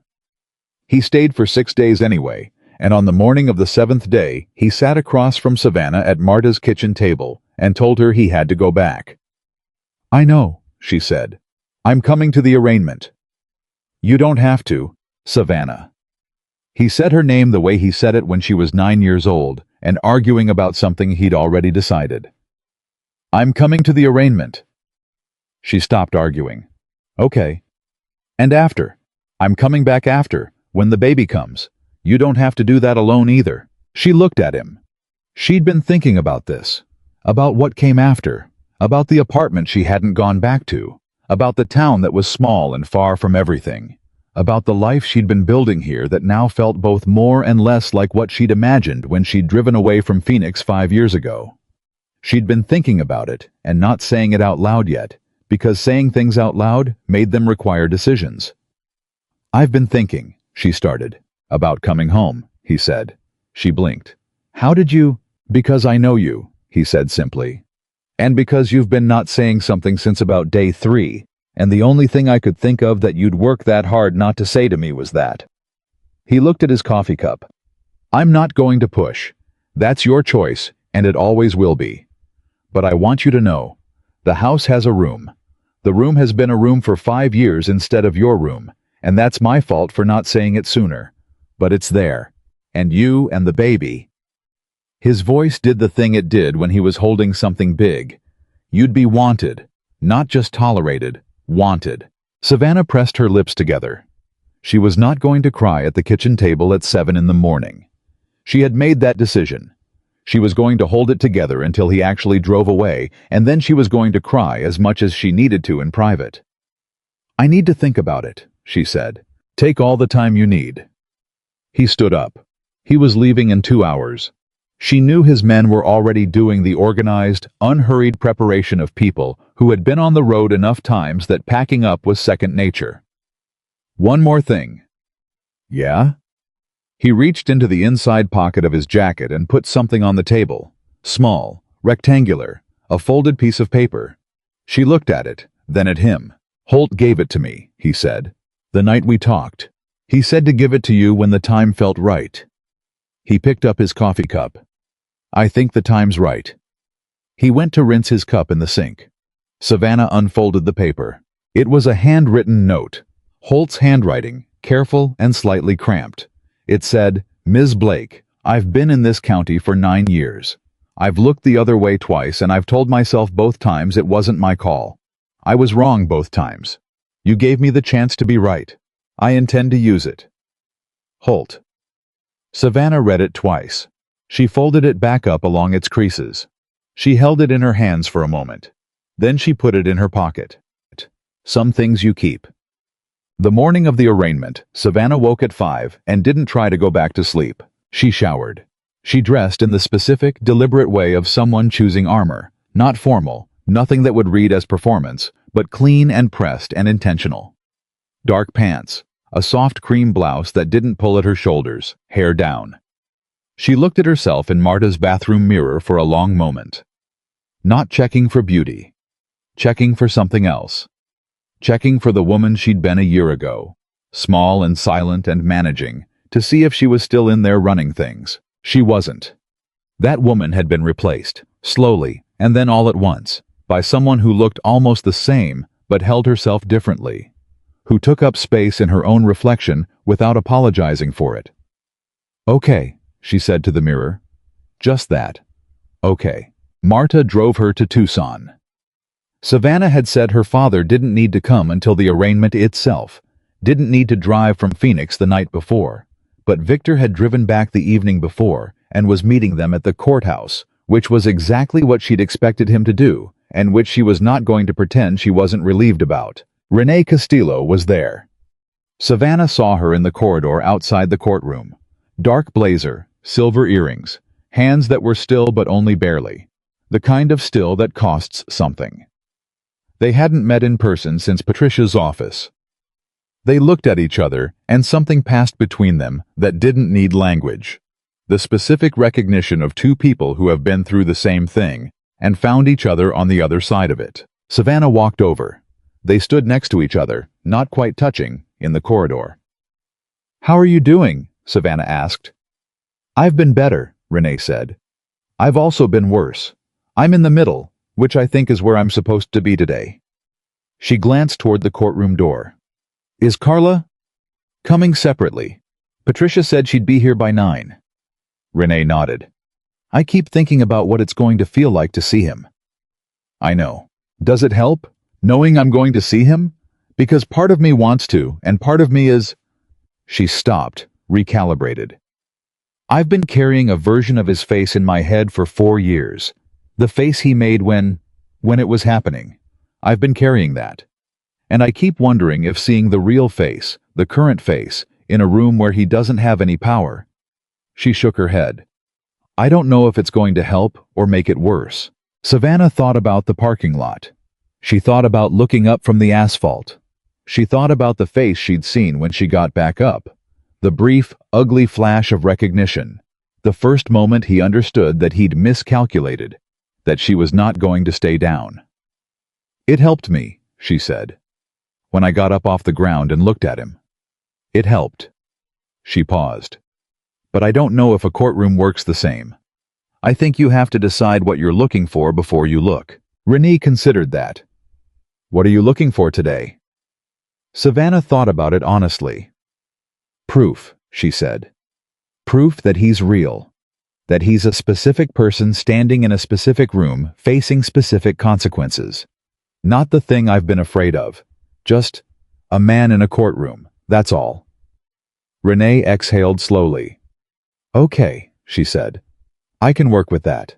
Carla arrived at 8:53. She was shorter than Savannah had pictured, with dark eyes that moved quickly over the corridor, taking everything in. She had a friend with her, a woman about her age who had the specific posture of someone who has been told they are there for support and has taken the assignment very seriously. Carla met Savannah's eyes across the corridor and walked over directly, no hesitation. The way someone walks when they've already done the hard part in private. "You're Savannah," she said. "Yes." Carla looked at her for a moment. Then she said, "Thank you for getting up." Something in Savannah's chest shifted. She didn't know what to say, so she said what was true. "Thank you for calling." The three of them stood together in the corridor of the Pima County Courthouse, and Patricia came and found them, and began going through the sequence of events, the timing, what would happen and when. But Savannah was only partially tracking the words, because most of her attention was on the specific sensation of standing between Renee and Carla, and understanding that this particular collection of people in this particular corridor, existed because of every choice they'd made over the past months. Every note in a notebook, every evidence photo saved. Every time one of them had decided not to break when breaking would have been so much easier. Then the door at the end of the corridor opened, and Brandon Carter walked in with Marcus and two other men. And for the first time, Savannah saw him in a context he didn't control and couldn't manage his way out of, and she understood immediately what she'd told Renee. He was just a man. Dark suit, pale face, eyes that went to the floor when he saw the three of them standing together, and then went back up again almost immediately, because he was too proud to let them stay down. But she had seen it. That fraction of a second. That involuntary flinch. She felt Renee go very still beside her. She felt Carla breathe slowly and deliberately. And Savannah Blake stood in that corridor and looked at Brandon Carter. And she did not look away, and she did not feel afraid, and she did not feel triumphant. And what she felt was the one thing she had not expected to feel standing in a courthouse, looking at the man who had done what he had done. She felt finished with him. Not in the way he had once told her she was finished. In the real way. The way that meant he had no more claim on any space inside her. Not the space where fear lived. Not the space where anger lived. Not even the space where grief lived. He had taken up so much of her interior life for so long, occupied so much of her thinking and her planning and her fear.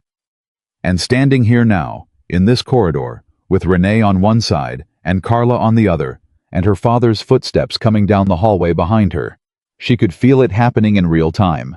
The releasing of it. The space opening up where he used to be. Brandon looked away first.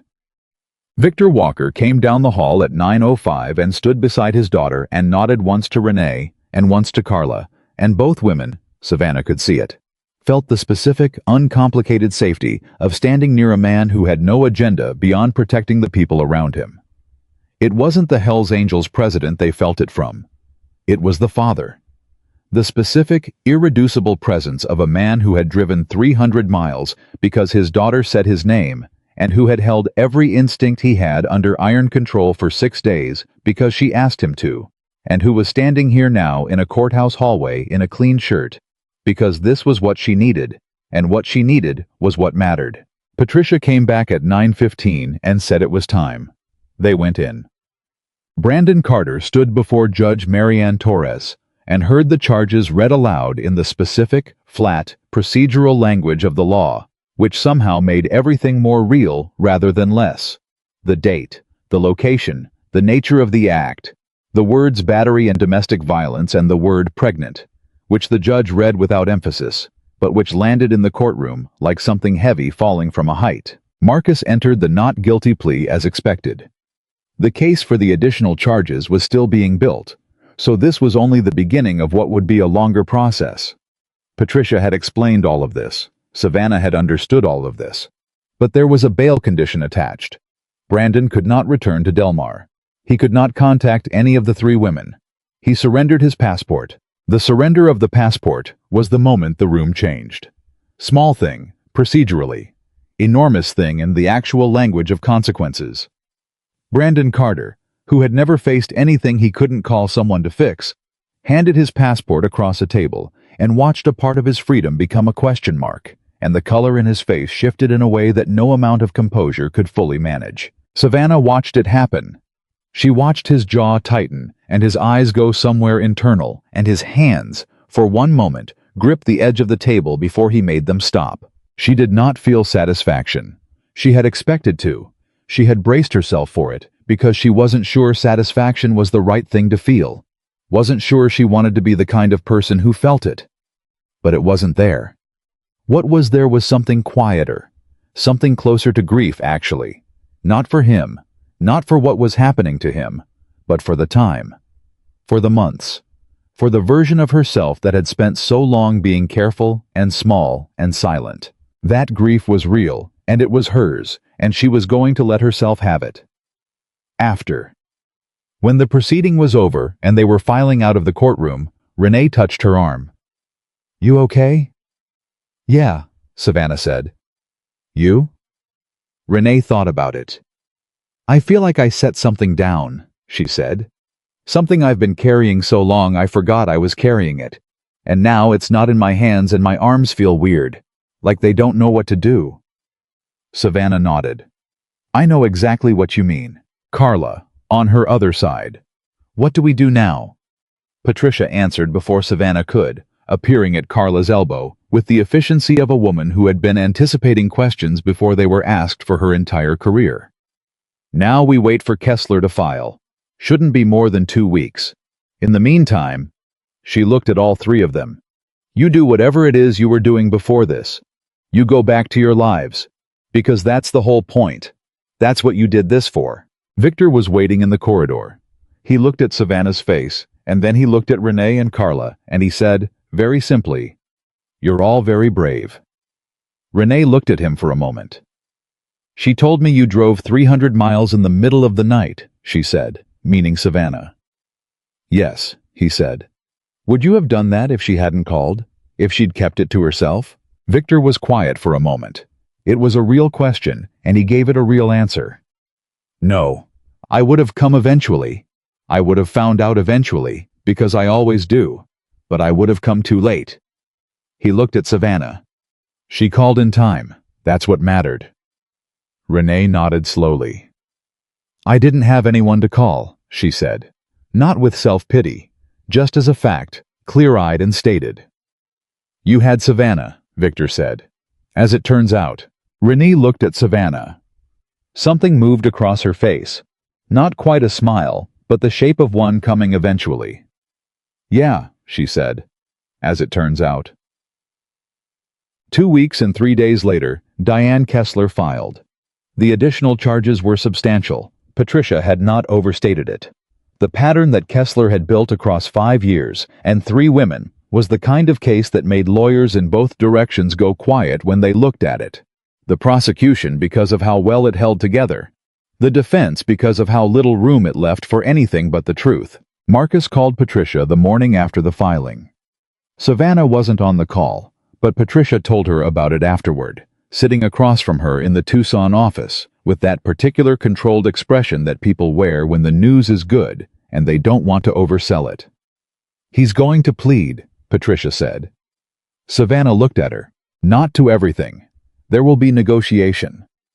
But the not guilty position is not sustainable with 3 complaining witnesses and the pattern evidence and the video.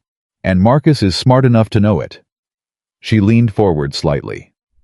There will be a conversation about what the plea looks like. You'll have input on that. Your statement will matter. So will Renee's and Carla's.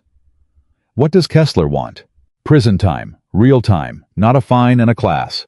Patricia paused. She told me, and this is off the record, just between us. She told me she's been waiting for this case for years. She knew there were situations that weren't reaching her.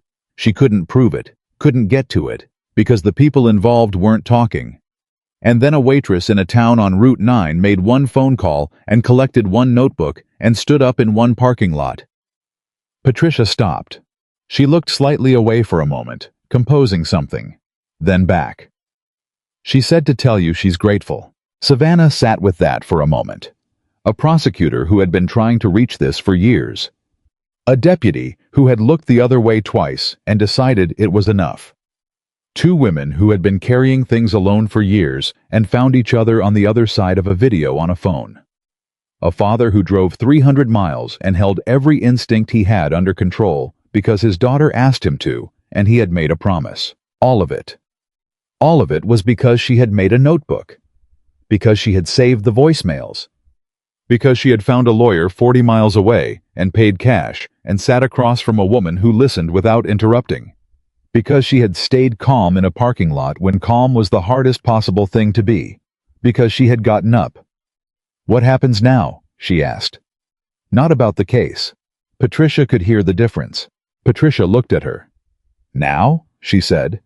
Now you have a baby in 6 months, and a father who wants you to come home, and a whole life that's waiting to be whatever you decide to make it.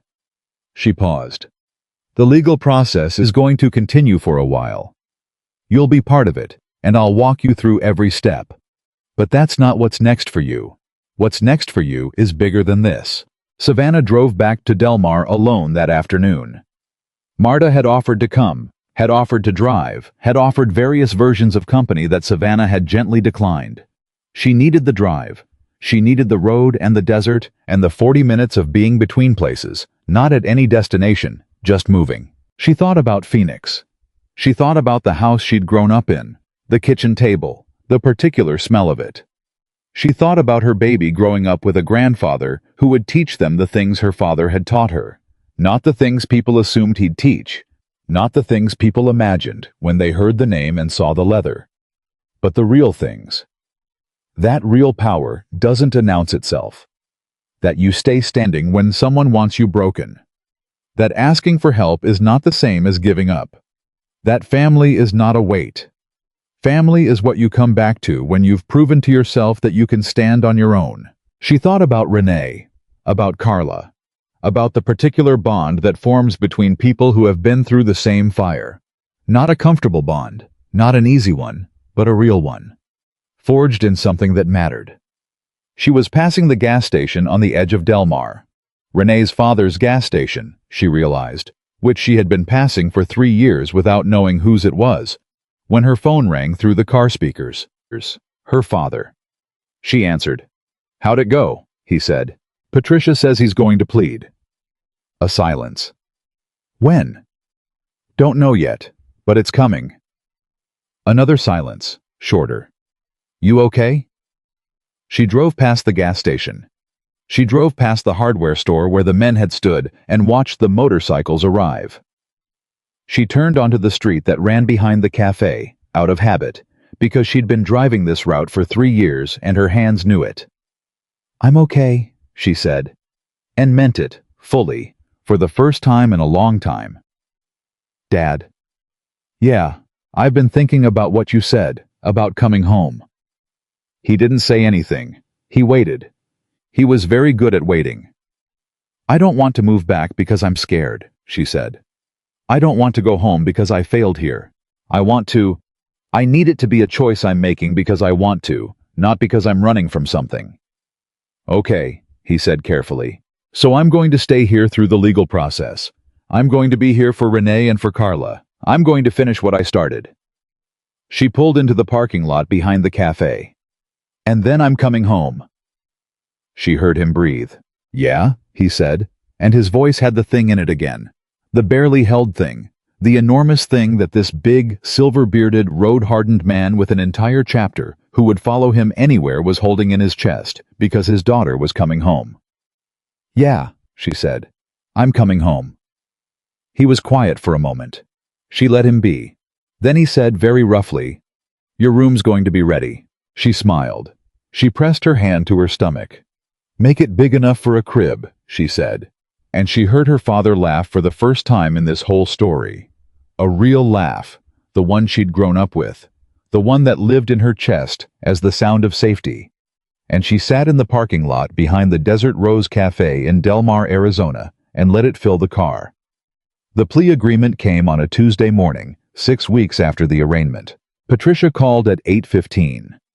Savannah was at the cafe, first shift, because life continued and rent continued, and a baby coming in 5 months meant that stopping was not an option she had.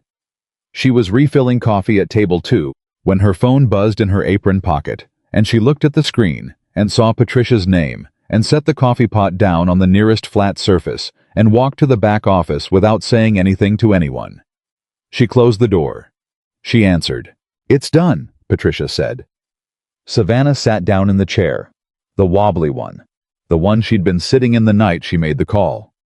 She'd thought about getting it fixed and then decided not to. Some things you keep exactly as they are because they remind you of something you need to remember. "Tell me," she said.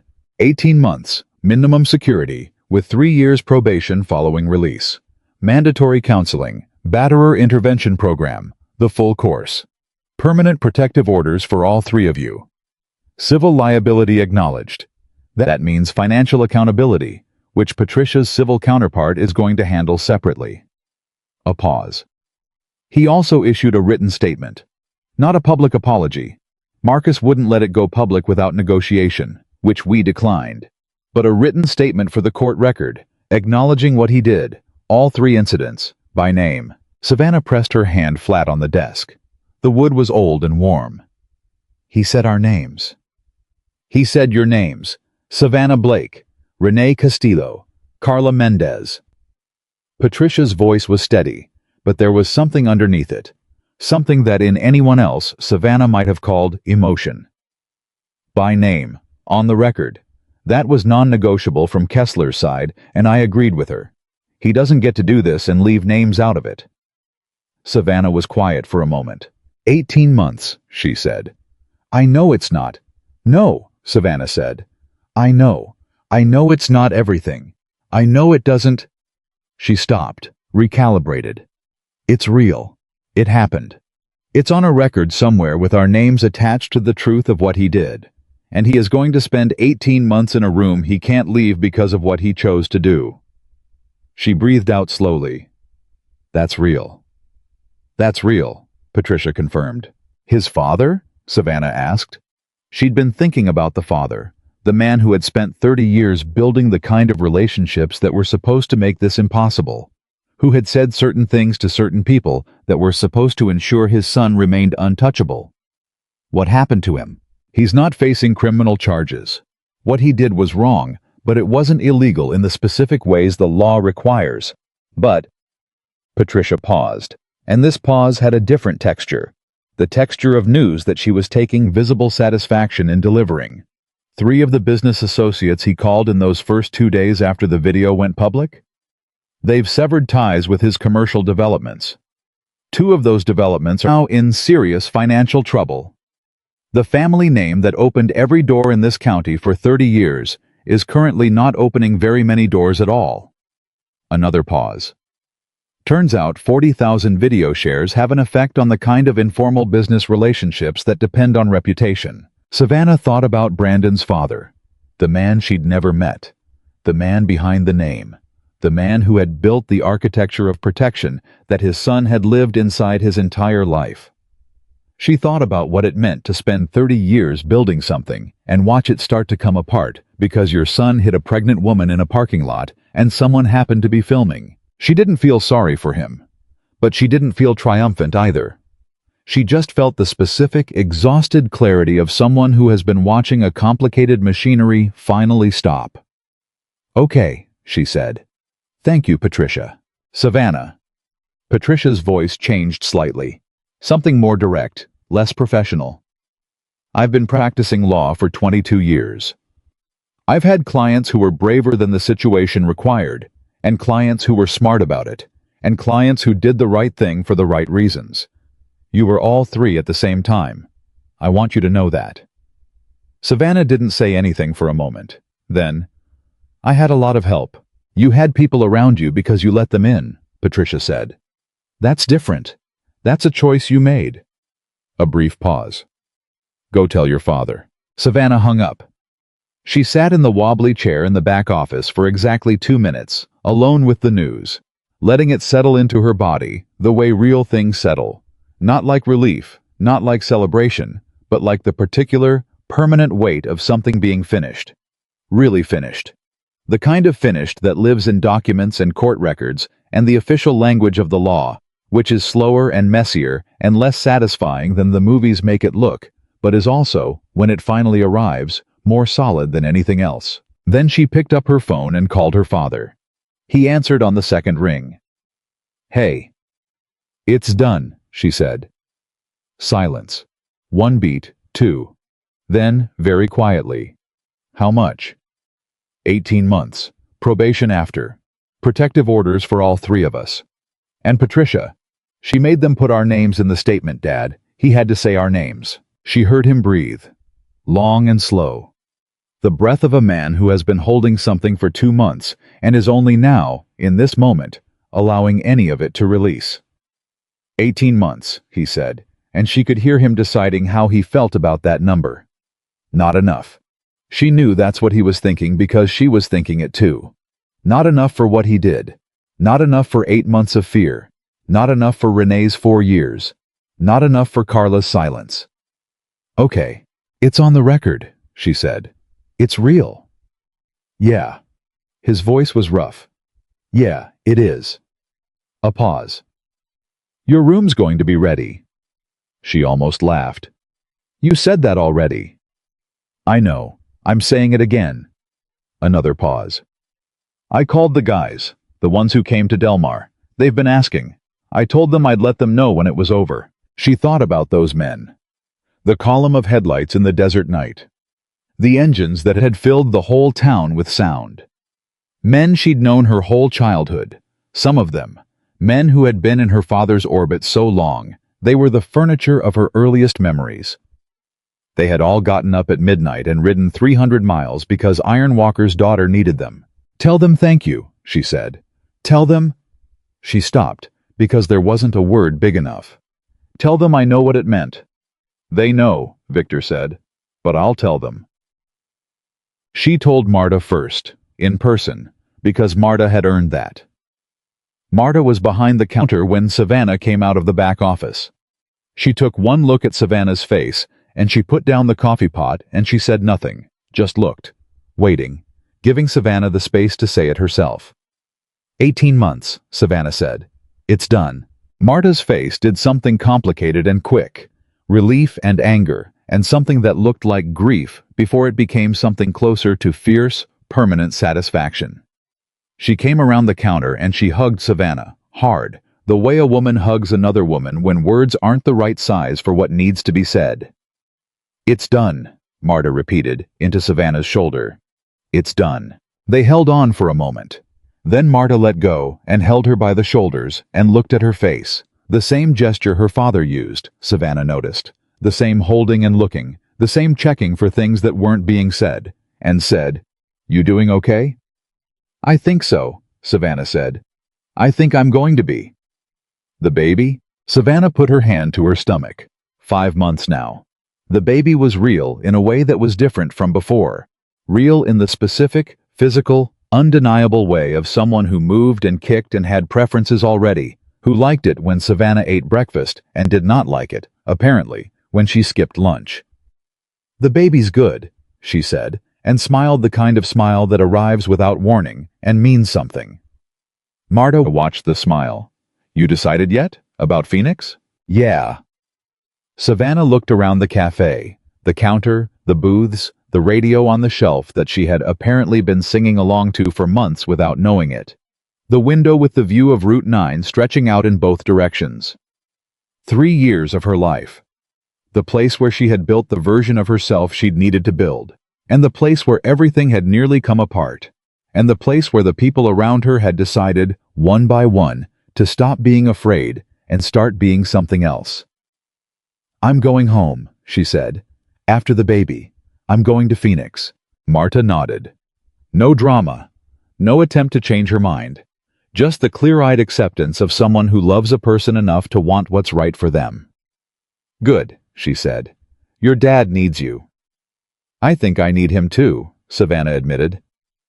"That's not weakness," Marta said. "I know." And Savannah meant it, fully, in the place where it counted. "I finally know." She called Renee that afternoon.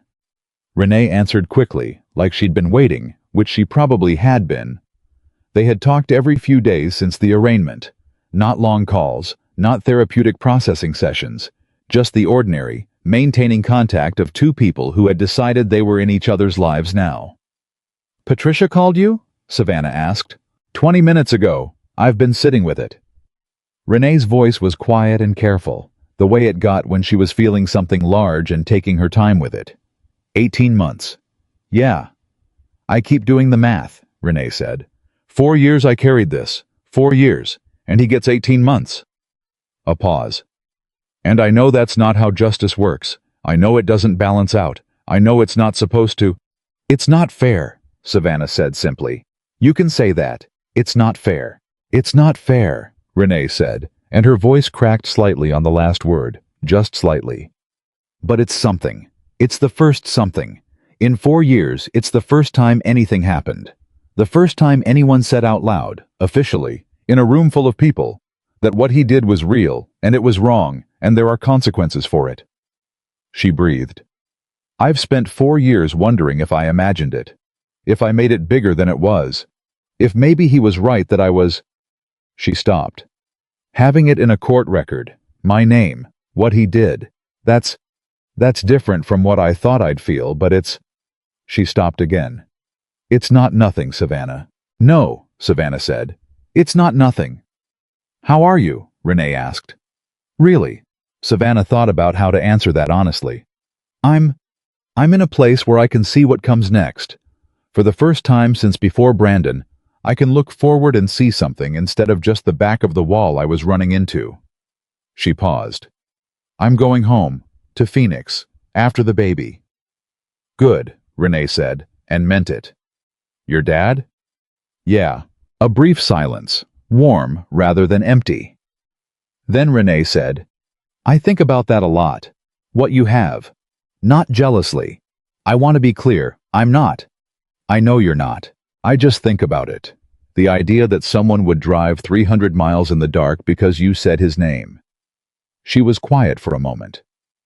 "My parents they're good people. They would have helped me. I just never told them. I thought it would break their hearts, and I couldn't. I couldn't stand to be the reason their hearts broke."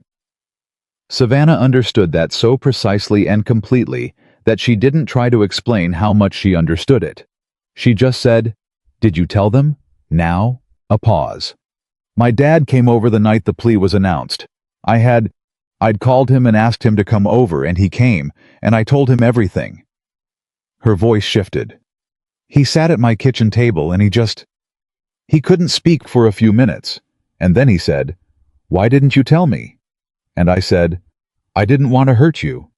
And he said—" Renee stopped. Savannah could hear her working through something. "He said, 'Baby, it was already hurting you. That means it was already hurting me. We were just hurting separately instead of together.'" Savannah closed her eyes. "Yeah," she said softly. "That's exactly right." "I know," Renee said. "I know it now." A breath. Better late than. They talked for another 30 minutes. About Carla, who was doing well, who had called both of them separately to say that the plea felt like the first full breath she'd taken in 2 years. About Deputy Holt, who had filed a formal internal review of the 2 prior situations he'd looked away from, which Patricia said was extraordinary. A cop voluntarily surfacing his own failures was not something that happened often, and the fact that he did it said something real about the man he was trying to become. About Diane Kessler, who had sent all 3 of them a brief, professional note thanking them for their courage, which Patricia said was also not standard, and meant that Kessler was human enough to let herself feel the cases she won. When they hung up, Savannah sat for a moment with the phone in her lap. She thought about all the people in this story who had made small decisions in private that nobody would ever fully know about. Gerald Hutchins at table 7, who'd seen something wrong developing and quietly started recording before he knew how far it would go. Carl, 62, bad knee, who had stood up anyway. Deputy Holt, who had sat in his car for a minute before starting the engine and then made the right call. Renee's father, sitting at a kitchen table, saying the right thing without knowing it was the right thing. Carla, alone in a room, picking up the phone. Patricia, filing paperwork before anyone had time to get ahead of it. Diane Kessler, who had been waiting years for the right case and recognized it when it arrived. All of them. All of those private moments of deciding. She thought about how many times she'd almost not made the call herself. How many months she'd gone to bed telling herself tomorrow, next week, when I'm ready, when things get bad enough. She thought about how different the story would have been if 1 more month had gone by, if the courage had arrived 6 weeks later instead of when it did. She thought about what it meant that it didn't. The twist that nobody saw coming arrived not from the courthouse, or from Patricia, or from Diane Kessler's office, but from a reporter. Her name was Maya Okafor, and she wrote for a Phoenix-based publication that covered issues of domestic violence and family law. And she had been following the case from the moment the video hit 40,000 shares. She reached out to Savannah through Patricia's office, professionally and carefully, asking not for an exclusive or an interview, but for a conversation. Off the record initially, only on record if Savannah chose to make it so. Savannah said yes. She didn't fully know why, except that something in the way Patricia described the request. She's not looking for a story about what happened to you. She's looking for a story about what you did. Felt different from the other press inquiries that had come in and that she'd declined. They met in Tucson, in a coffee shop that Patricia had selected because it was quiet and had a back corner table. Maya Okafor was 38, sharp-eyed, with the specific patient quality of someone who has learned that silence is the most useful tool in a journalist's kit.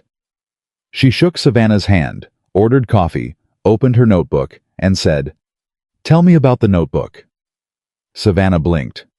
"What?" "The notebook, behind the baseboard. 3 pages of handwritten evidence the night it happened, dated and timed and named. Patricia mentioned it. Not the contents, just that it existed. I've been thinking about it ever since." Maya leaned forward slightly. "Because the thing that strikes me about your case isn't the video. The video is what everyone talks about.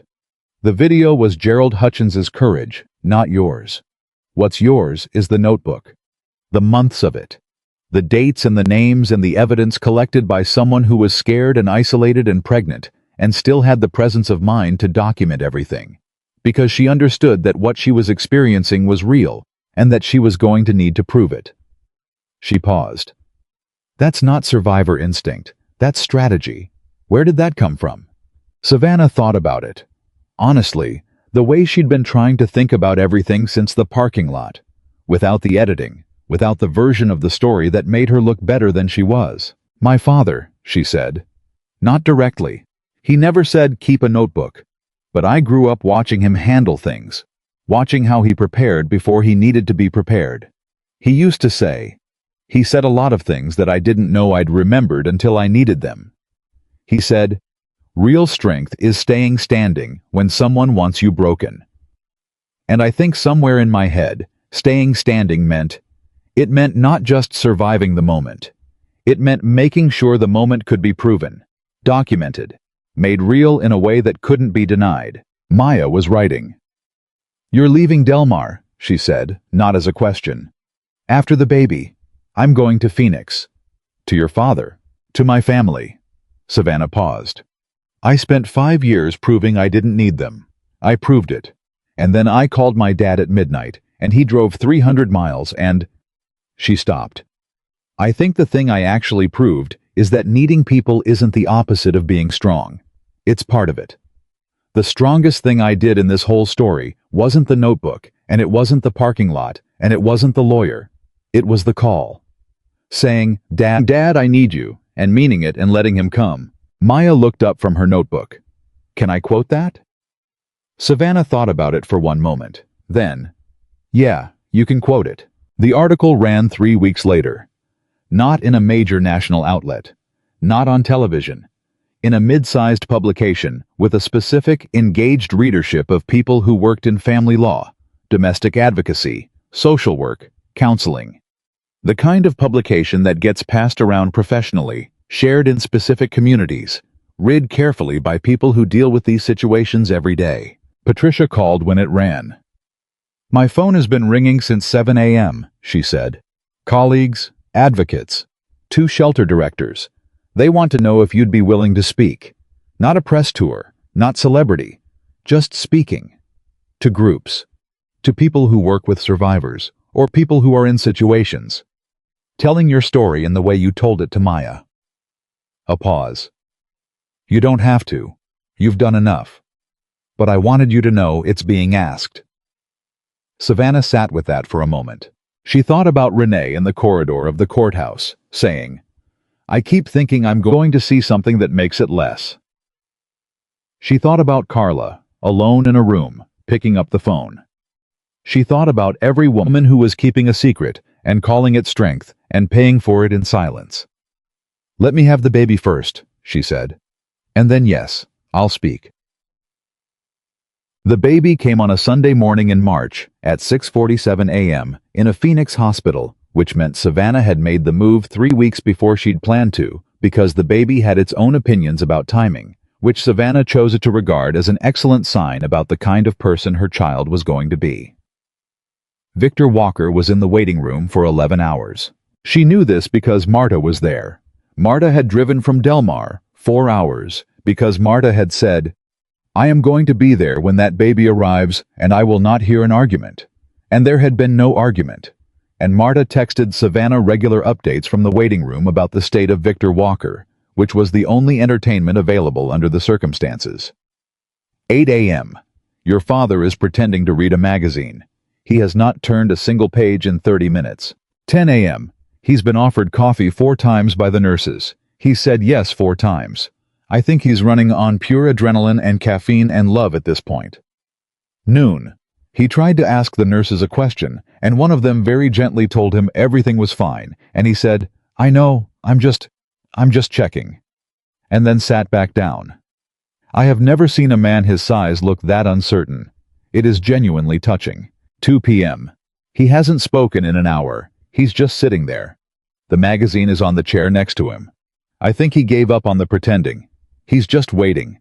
Just completely, totally here. Savannah read the texts between contractions and felt something move through her that was bigger than she had words for. The image of her father in that waiting room. This man that entire chapters of men had followed without question. Sitting in a plastic chair turning no pages, not going anywhere, just waiting. Just completely, totally there. At 6:47 a.m., the baby arrived. A girl. 7 pounds, 2 ounces. A full head of dark hair, and her grandfather's jaw, and her mother's green eyes. Open and alert from the first minutes.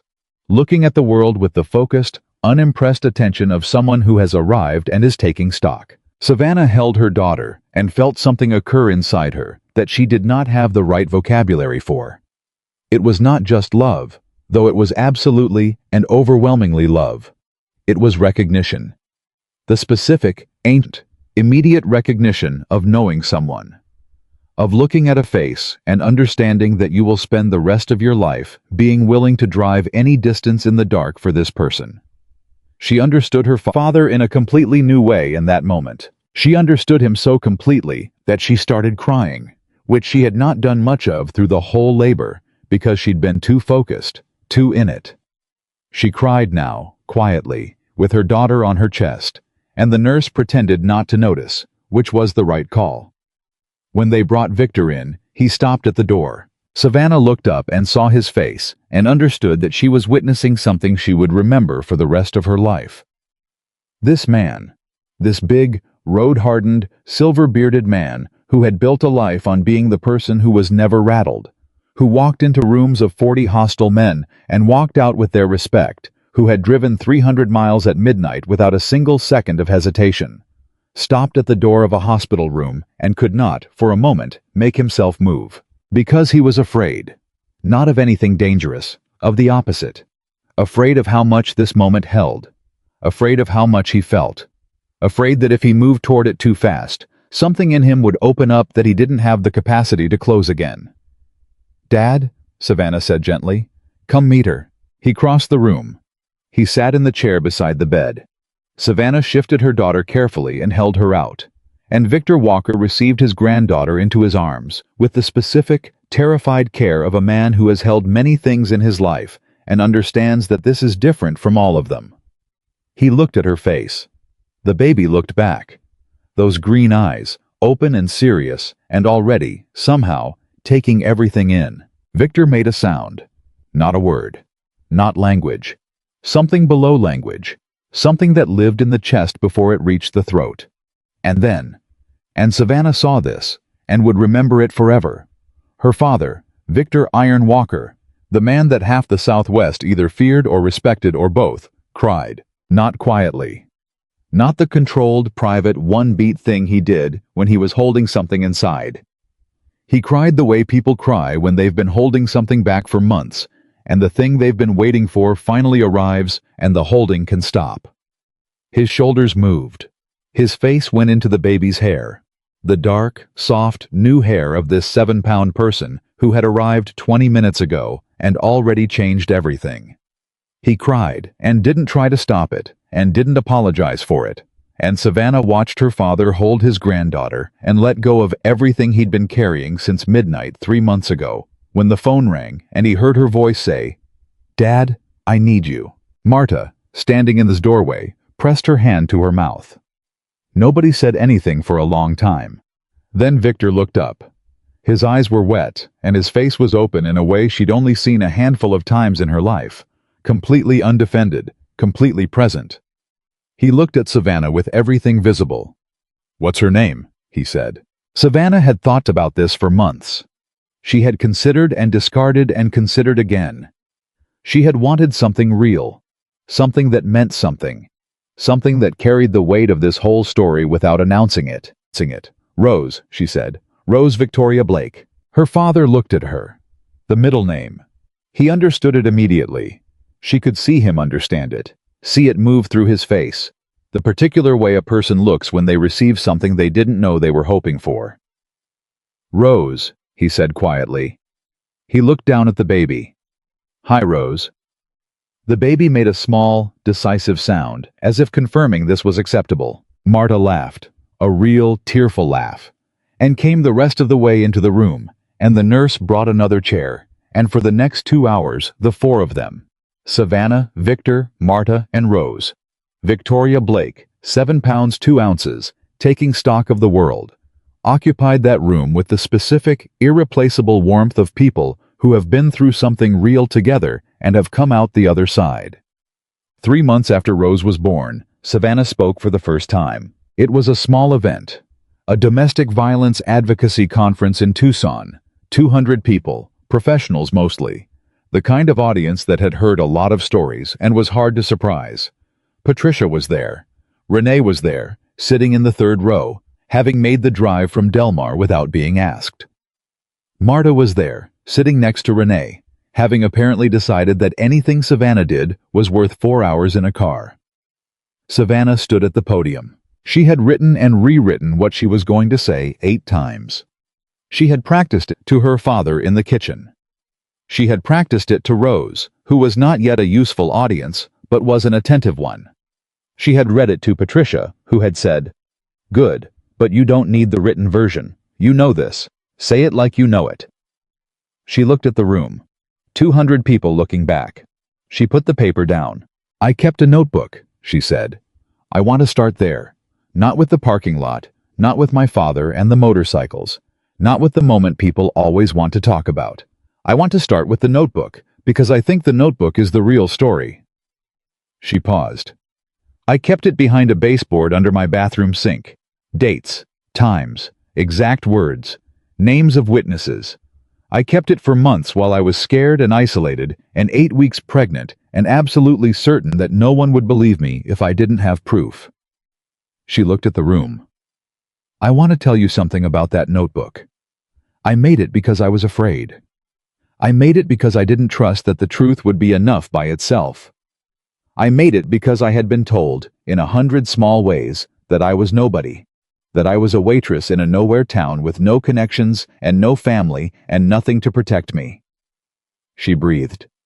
I made it because he was wrong about me, and I needed to be able to prove he was wrong, not just feel it, prove it.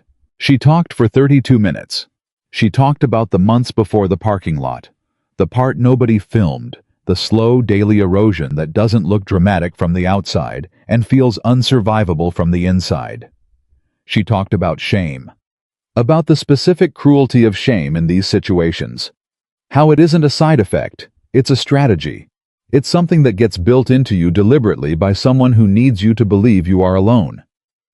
She talked about the call. People ask me about the motorcycles, she said. They want to know what it was like when they arrived. 100 bikes rolling into Delmar. And I understand why that's the image people hold on to. It's visual, it's dramatic, it's the moment that looks like rescue. She paused.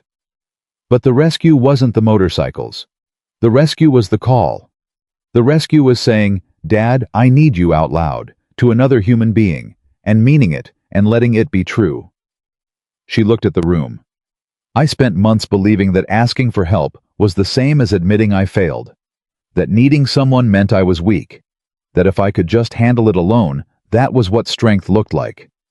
She shook her head. I was wrong. I was completely wrong.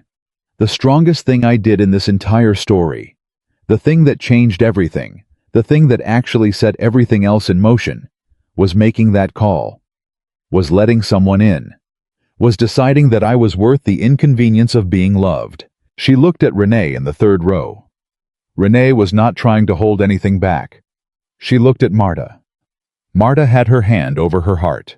She looked back at the room.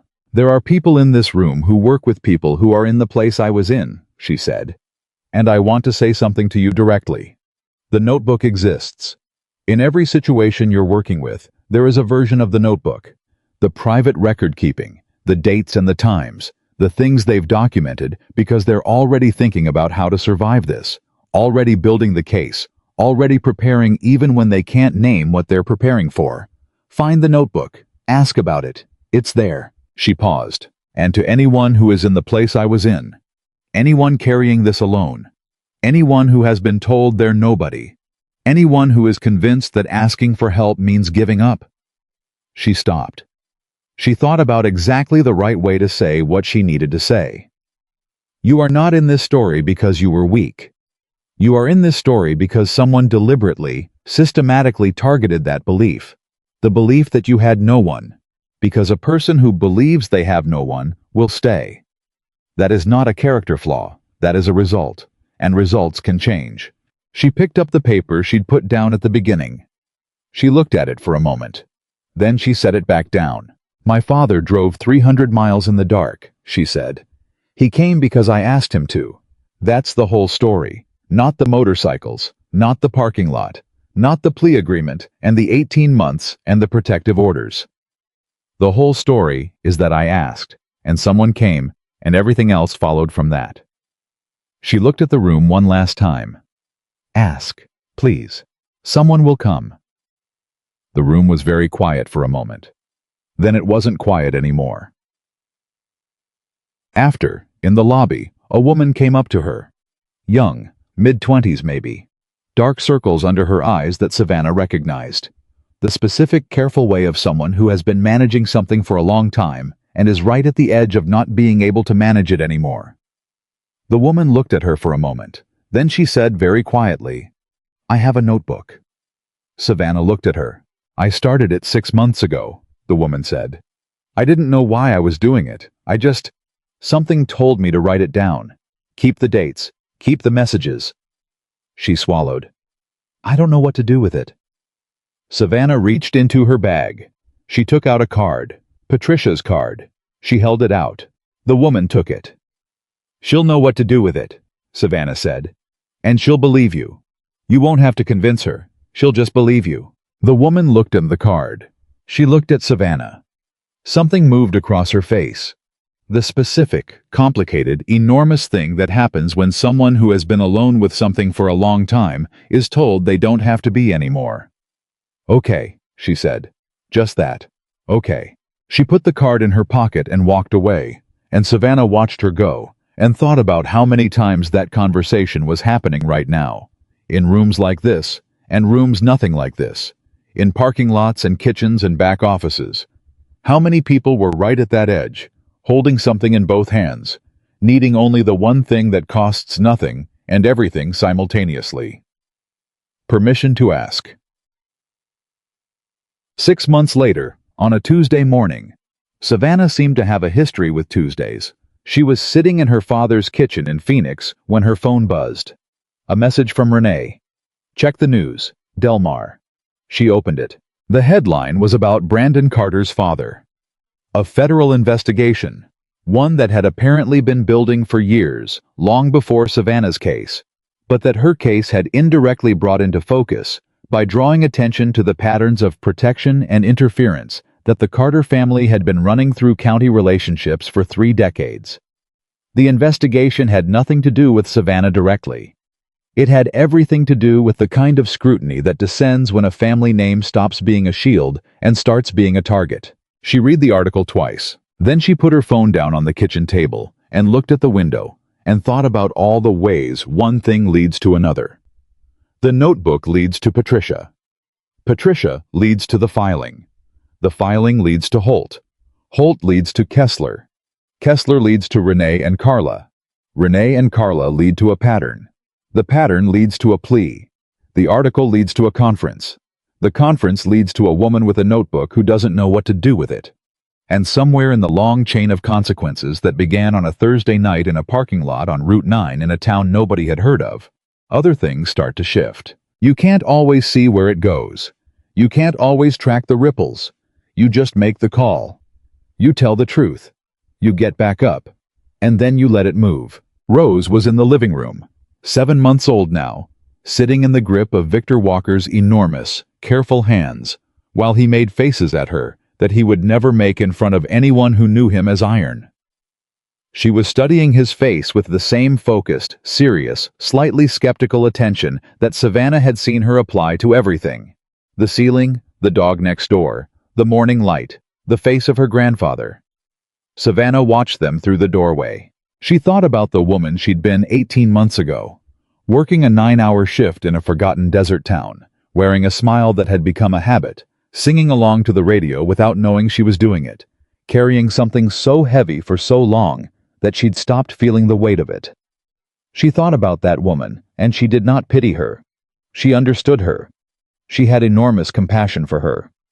But she was not that woman anymore. She was the woman who made the call. She was the woman who got up. She was the woman whose daughter was currently attempting to grab her grandfather's beard with both hands, while Victor Walker, feared and respected from Phoenix to the Nevada border, let her, completely, without resistance, laughing the laugh that was the sound of safety. Victor looked up and saw Savannah in the doorway. He raised an eyebrow. You okay? She thought about Renee's text. She thought about the article. She thought about the woman with the notebook at the conference. She thought about Holt's note, still in her pocket. She had transferred it from jacket to jacket for 6 months. The note she'd decided to keep, because some things you keep because they remind you of something you need to remember. Yeah, she said. I'm good. And she walked into the room and sat down next to her father and her daughter, in the kitchen that had been the smell of home her entire life. Coffee and motor oil, and something warmer and older underneath it all. And she was exactly where she was supposed to be. Not because someone saved her. Because she saved herself first, in every small and necessary way, in the months of the notebook and the evidence and the courage held together with nothing but pride and stubbornness and the bone-deep, unkillable knowledge that she was worth fighting for. And then she called home. And home. All of it. Her father and Marta and Renee and Carla and Carl and Holt and Patricia and every person who had looked at a parking lot and decided which side they were on, home had come to meet her. Savannah Blake had walked into a forgotten desert town at 22 years old to build a life on her own terms. She had done exactly that. It just looked different than she'd planned. It was better.